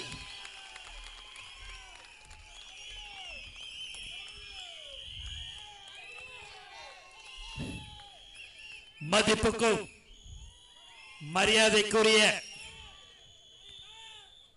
அண்ணன் கேஎஸ், மதிப்புக்கும் மரியாதைக்குரிய தேர்தல் மேலாண்மை பொதுச் செயலாளர் சகோதரர் ஆதவ அர்ஜுனா, மதிப்புக்கும் மரியாதைக்குரிய துணை பொதுச் செயலாளர் ராஜ்மோகன், மதிப்புக்கும் மரியாதைக்குரிய ஒருங்கிணைப்பாளர் ஊடக அணி டிவி.கே. ரமேஷ், மதிப்புக்கும் மரியாதைக்குரிய தலைமை நிலை செயலாளர் ராஜசேகர், மதிப்புக்கும் மரியாதைக்குரிய மாவட்ட கழக செயலாளர்கள் ராஜகுமார், சீனு, இஎம்ஆர், ஆனந்த் மற்றும் ஜெகதீஷ் பாண்டியன், மாவட்ட இணைச் செயலாளர் சகோதரர் அன்பு, பொருளாளர் சத்யராஜ், மாவட்ட மகளிர் அணி அமைப்பாளர் சபிதா லட்சுமி, வழக்கறிஞர் அணி சிவராஜ், தினேஷ், பகுதி செயலாளர்கள் சாரதி, பாலாஜி, தேசிகன், வெற்றிவேல், ஒன்றிய செயலாளர்கள் சுபாஷ், குமரன், ஜெயபிரகாஷ், ஆறுமுகம் மற்றும் சார்பு அணி அமைப்பாளர்கள், அனைத்து நகர ஒன்றிய பகுதி உட்பட அனைத்து நிர்வாகிகள், தளபதி நெஞ்சில் குடியிருக்கும் அனைத்து தோழர்களுக்கும் தோழிகளுக்கும் என்னுடைய முதற்கண் வணக்கத்தை தெரிவித்துக் கொள்கிறேன். ராஜகுமாரிடம் 2 நாட்களுக்கு முன்புதான் கூட்டம் நடத்த வேண்டும் என்று நான் சொன்னேன். 10 நாட்களுக்கு முன்பாக நடத்தலாமா அப்படின்னு கேட்டேன். எப்போ சொன்னாலும் நாங்கள் நடத்த தயார் என்று அனைத்து மாவட்ட செயலாளர்கள் சொன்னாங்க. நேற்று தான் அனுமதி கிடைச்சது. இன்னைக்கு இப்பேற்பட்ட ஒரு கூட்டம் கூடுகிறது என்று சொன்னால் அதுதான் தளபதி மேல் வைத்திருக்கிறதின் பாசத்தின் காரணமாக, அன்பின் காரணமாக இந்த கூட்டம். நம்மளுடைய உயிர் மூச்சு நாடி அனைத்தும் தலைவர் தளபதி தான். தளபதி பார்த்தீங்க அப்படின்னா கடலூர்னா ரொம்ப பிடித்தமான மாவட்டம் தலைவர் தளபதிக்கு. எல்லா மாவட்டமும் பிடிக்கும், அதில் குறிப்பாக கடலூர் ரொம்ப பிடிக்கும். ஏன் என்று சொன்னால் அது தானே புயலாக இருந்தாலும் சரி, சுனாமியாக இருந்தாலும் சரி, எல்லா புயலுக்கும் உடனடியாக வந்து மக்களை சந்தித்த ஒரே தலைவர் நம்ம தலைவர் தளபதி தான். ஒரு சாதாரண ஒரு தொண்டன் சீனு அவர்கள்லாம் அப்போ மாவட்ட செயலாளராக இருந்தார் எல்லா மாவட்டத்துக்கும் கடலூர் முழுக்க. அப்போ அவர் கூப்பிட்டாருன்னு சொன்ன உடனே நிழற்குடைய திறந்து வைத்தவர் தான் நம் தலைவர் தளபதி. நம்ம கடந்த 30-32 வருடமாக எந்த ஒரு எதிர்பார்ப்பும் இல்லாமல் மக்களுக்கு சேவை செய்த ஒரு கட்சி எது என்று சொன்னால் அது தமிழக வெற்றி கழகம் மட்டும்தான். சகோதரர் ஆதரவு அவர்கள் சொன்னார், தலைவர் ஜாதி பார்க்கல எதுவுமேன்னு. தலைவர் முதல்ல ஒரு மாவட்ட செயலாளருக்கு தோற்றத்தை கூட பார்க்காமல் உழைத்தவர்களுக்கு கொடுத்த ஒரே தலைவர் நம்ம தலைவர் தளபதி தான். வேற எல்லாரும் உனக்கு என்ன கார் இருக்குதா, வீடு இருக்குதா எல்லாம் கேட்பாங்க. கேட்டுட்டு அப்பதான் இந்த கட்சிக்கு ஒரு மரியாதை, ஒரு மாவட்ட செயலாளரை போடணும் அப்படின்ற மாதிரிலாம் இருவாங்க. அதெல்லாம் பார்க்கல தலைவர். யார் உழைத்தார்கள் அன்னைக்கு சைக்கிளில் ஓட்டிக்கின்னு போய் யார் போஸ்டர் ஒட்டி கொடி கட்டினார்களோ அவர்களுக்கு தான் இன்று பதவி கொடுத்து அழகு பார்த்தவர் நம் தலைவர் தளபதி. அண்ணன் இங்கே 9 தடவை சட்டமன்ற உறுப்பினர், 50 வருஷம், 1 வருஷம் இல்லை 2 வருஷம் இல்லை 50 வருஷம் கேஎஸ் அண்ணன் இங்கே வந்து சட்டமன்ற உறுப்பினராக இருந்து அமைச்சராக இருந்து இன்னைக்கு நம்மளுடைய தமிழக வெற்றி கழகத்திற்கு வந்திருக்கிறார் என்று சொன்னால் அவருக்கு தெரிகிறது யார் புரட்சி தலைவருக்கு அடுத்தபடியாக ஒரு உண்மையான தலைவர் யார் என்று தெரிந்ததனால்தான் அவர் நம்முடன் வந்திருக்கிறார். இல்லைன்னா எல்லாருமே நீங்க பார்த்தீங்க அப்படின்னா நேற்று கூட எல்லாரும் அங்கே போனாங்க இங்கே போனாங்கலாம் எல்லாரும் சொல்லுவாங்க. நிதானமா ஒழுங்கா 50 வருடம் ஒரே கட்சியில் இருந்துட்டு அதுக்கு அடுத்து நமக்கு மக்களுக்கு சேவை செய்ய வேண்டும் என்று சொன்னால் ஒரு உண்மையான கட்சி தமிழக வெற்றி கழகம் என்று எண்ணி வந்திருக்கிறவர் தான் அண்ணன் கேஎஸ். மேலும் சகோதரர் ஆதவ அவர் இருக்கிறார். அவர் உடனே படபடன்னு எப்பயுமே அண்ணா அங்கே மீட்டிங் போடணும், என்னண்ணா அங்கே ஒரு மாதிரி உடனே போடணும், இந்த இடத்துக்கு போகணும் அங்கே போகணுன்னுவார். டக்கு டக்குன்னு வாயால் வந்து ஈஸியாக சொல்லுவார், ஆனால் அங்கே போடணுன்னுவார். போட்டுடலாமே அப்படின்னுவேன், போட்டுருண்ணே அப்படின்னுவார். போட்ட உடனே ஆனால் 2 நாளில் இவ்வளோ பெரிய கும்பல் வருதுன்னா அது நம்ம தலைவர் தளபதிக்கு மட்டும்தானே தளபதி அப்படின்னுவார். மேலும் நாளைக்கு கூட பார்த்தீங்கன்னா நாளன்னைக்கு கூட்டம் போடணுன்னு அடுத்த உடனே என்னாரு, உடனே நாம் கூட்டத்துக்கெல்லாம் ரெடி பண்ணியாச்சு நீங்கள் வந்துடலாம் அப்படின்ட்டுன்னு உடனுக்கு உடன் செய்யக்கூடிய திறமை இருக்கிறது என்று சொன்னால் அதுதான் நம்மளுடைய தலைவர்களுடைய தோழர்கள், உண்மையான தொண்டர்கள் என்பது இந்த நேரத்தில் நான் தெரிவிச்சுக்கிறேன். மற்ற இடத்தெல்லாம் உனக்கு ஏதாவது நான் செஞ்சு தரேன், நான் ஏதாவது கொஞ்சம் பணம் தரேன், நீ கூட்டத்தை போடு, இந்த ஏற்பாடு பண்ணுன்னு, இதெல்லாம் கிடையாது. இந்த விழாவை நடத்துவதற்கு நானோ மற்றவர்களோ 1 ரூபாய் பணம் கொடுக்கவில்லை. இது முழுக்க முழுக்க ராஜ்குமார் மற்றும் அவருடன் இருக்கிற கழக செயலாளர்கள், நகரம், ஒன்றியம் அனைவரும் இணைந்து செய்யப்பட்டது தான் இந்த பொதுக்கூட்டம் என்பதை இந்த நேரத்தில் நான் தெரிவிக்கிறேன். மற்றவங்ககிட்டலாம் நம்ம பஸ் வைக்கணும், கார் வைக்கணும், வேனு வைக்கணும். இங்கே இருக்கிற ஒரு அமைச்சர், கடலூரில் இருக்கிற இந்த மாவட்டத்தை சேர்ந்த ஒரு அமைச்சர் முதல் மாநாடு நடக்கும்போது நம்மளுடைய விழுப்புரம் மாநாடு முதல் மாநாடு நடைபெற்றது. அந்த மாநாட்டுக்கு அவர் ஊர் பெரியவர்களை அழைத்து, என்னையா எப்பயுமே ஒரு மாநாடுன்னு சொன்னால் என்கிட்ட வருவாங்க, பஸ்ஸு வேணும் வேன் வேணுன்னுவாங்க, நான் உடனே ஃபோன் பண்ணி சொல்லுவேன். சொன்ன உடனே ஒரு 3 நாளைக்கு முன்னாடி மாநாடுக்கு முன்னாடி வந்தால் 10,000 20,000 கேட்பாங்க, கொடுப்பேன்.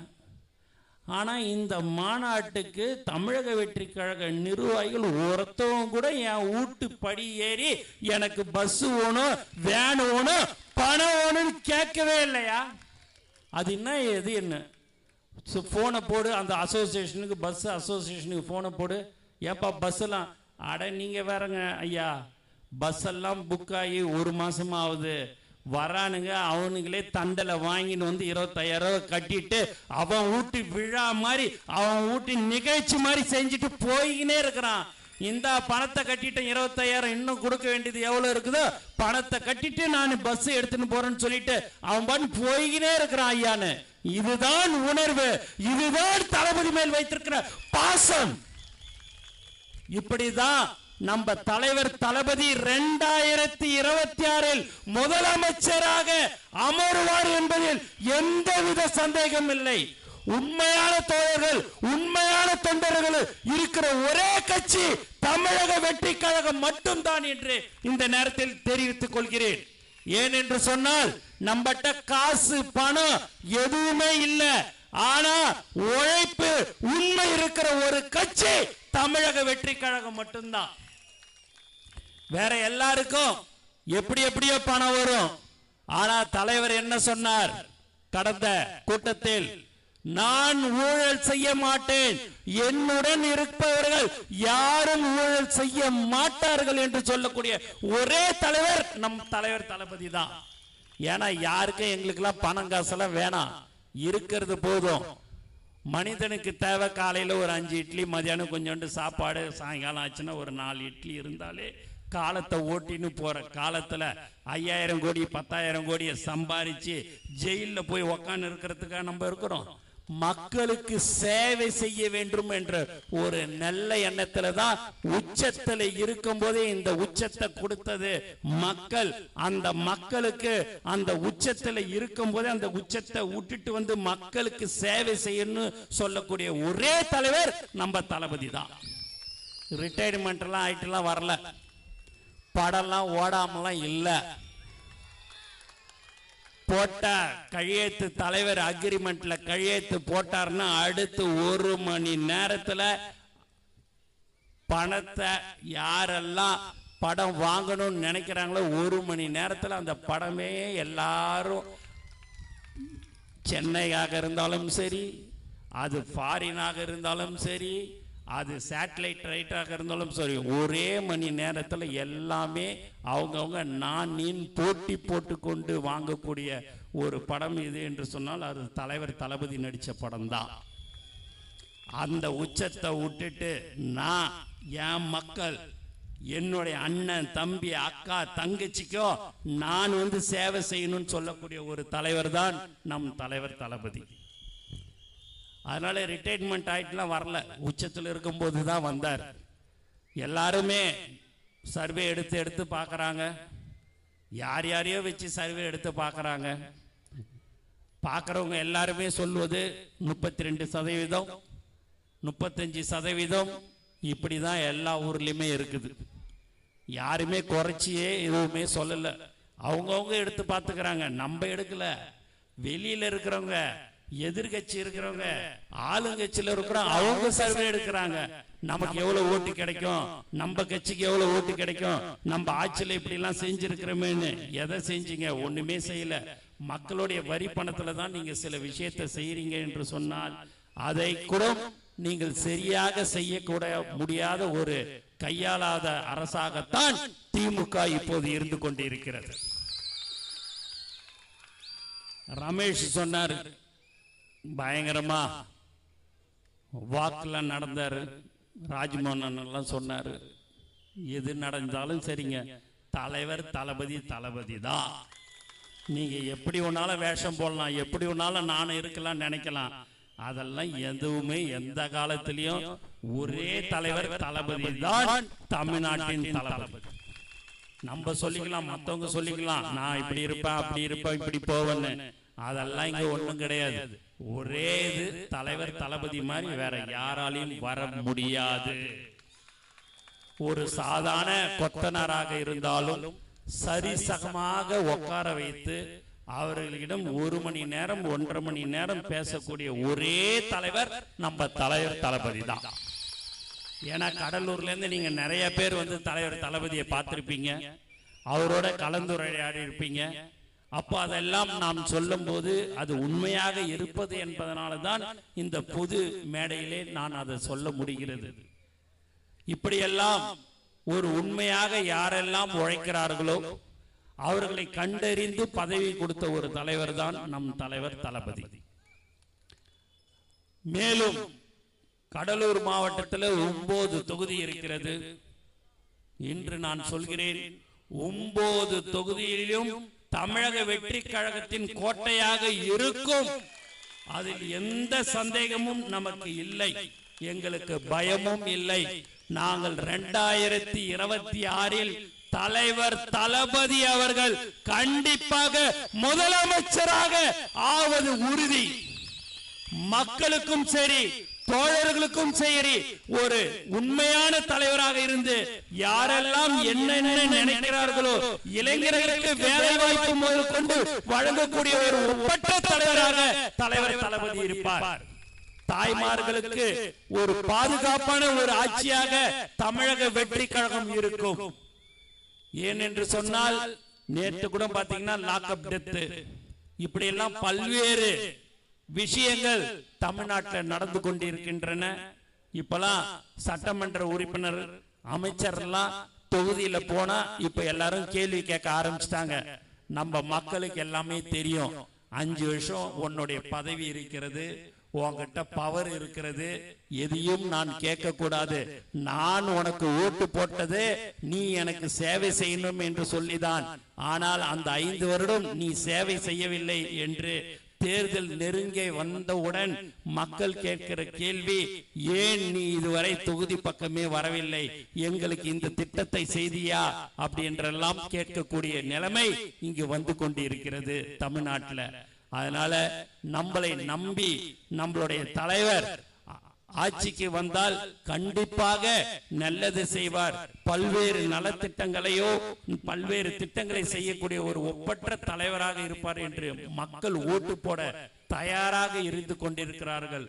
அவர்கள் ஓட்டு போடுவதற்கு நாம் எல்லோரும் அவர் சொன்னது போல, சகோதரர் சொன்னது போல 24 மணி நேரம் 20 மணி நேரமாக நாம் உழைக்க வேண்டும். நம்மளுடைய சின்னமான வெற்றி சின்னம் விசில் சின்னத்தை நாம் வீடு வீடாக சென்று எங்களுடைய சின்னம், தலைவருடைய சின்னம், தளபதியுடைய சின்னம், வெற்றி சின்னம் விசில் என்பதை நீங்கள் வீடு வீடாக சொல்ல வேண்டும். இதுதான் ரொம்ப ரொம்ப முக்கியம். நீங்க இன்னும் 60-65 நாட்கள் தான் இருக்கிறது. தலைவர் யாரை வேட்பாளராக அறிமுகப்படுத்துகிறார்களோ அறிவிக்கிறார்களோ அவர்களை வெற்றி பெற செய்ய வேண்டும் என்று உங்களை நான் அன்புடன் கேட்டுக்கொள்கிறேன். நம்மளுடைய உயிர் மூச்சு நாடி அனைத்தும் தலைவர் தளபதி தான். தளபதியை தாண்டி நமக்கு எதுவும் தெரியாது. எல்லாரும் சொல்லுவாங்க கொள்கை தெரியுமா, அதுவா இதுவான்னு. எங்களுக்கு தெரிஞ்சதெல்லாம் தலைவர் தளபதியா. தலைவர் தளபதி என்ன சொல்கிறாரோ செய்யக்கூடிய ஒரு தொண்டனாக தோழனாக நாங்கள் இருப்போம். ஏன் என்று சொன்னால் எங்கள் தலைவர் தளபதி அவர்கள் எங்களை ஒழுக்கமாக வளர்த்து எங்களை மக்களுக்கு சேவை செய்ய வேண்டும் என்று கடந்த 30-32 வருடமாக எங்களை வழிநடத்தி கொண்டிருக்கிற ஒரு ஒப்பற்ற தலைவர் தளபதி தான். எங்களுக்கு நாங்கள் எக்காரணத்தை கொண்டும் தவறு செய்ய மாட்டோம் என்று திட்டவட்டமாக நாங்கள் தெரிவித்துக் கொள்கிறோம். எங்களை வளர்த்தவர் எங்கள் தலைவர் தளபதி தான். நான் பல இடங்கள்ல பல பெரிய பெரிய முதலமைச்சர் அமைச்சர்கள்லாம் இருக்கும் போதே நான் சொல்லியிருக்கிறேன், சட்டமன்ற உறுப்பினர் என்ற பதவி 5 வருடத்துக்கு வரும் போகும். தளபதியுடைய ரசிகர் என்ற பதவி கடைசி காலம் வரைக்கும் இருக்கும் என்று சொன்னேன். அந்த பதவிதான் இன்று தமிழ்நாட்டிலே ஒரு பெரிய கட்சியின் பொதுச் செயலாளராக என்னை நியமித்திருக்கிறார் என்று சொன்னால் அதுதான் தலைவர் தளபதி. ஆகவே யாராக இருந்தாலும் சரி, எவராக இருந்தாலும் சரி, கண்டிப்பாக தலைவர் 2026 முதலமைச்சராக அமர்வது உறுதி என்று கூறிக்கொண்டு எனக்கு வாய்ப்பு கொடுத்த அனைத்து உள்ளங்களுக்கும் நன்றி கூறி விடைபெறுகிறேன். நன்றி, வணக்கம்.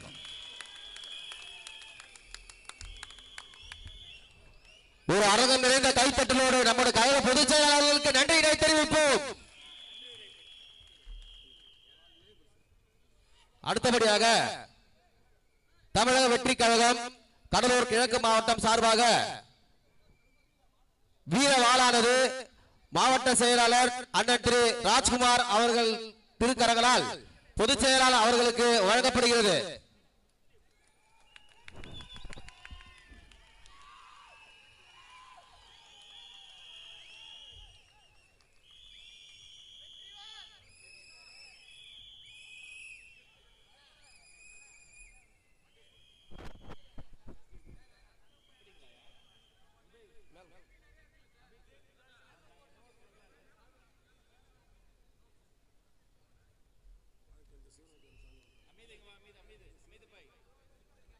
வழக்கறிஞர் சிவராஜ் அவர்கள் சால்வை அணிவிக்கிறார்.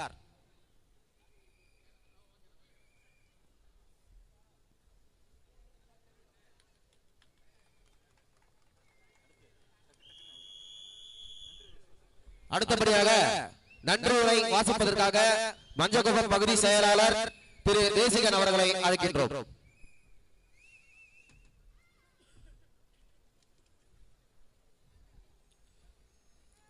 தமிழக வெற்றி கழகம் கடலூர் மாவட்ட தேர்தல் பிரச்சார பொதுக்கூட்டத்திற்கு வருகை தந்து சிறப்பித்த எங்களின் கழக பொதுச் செயலாளர் அவர்களுக்கும் தேர்தல் பிரச்சார குழு நிர்வாகிகள் அனைவருக்கும் கடலூர் கிழக்கு மாவட்டம் மஞ்சக்குப்பம் பகுதி சார்பாக மனமார்ந்த நன்றிகளை தெரிவித்துக் கொள்கிறேன்.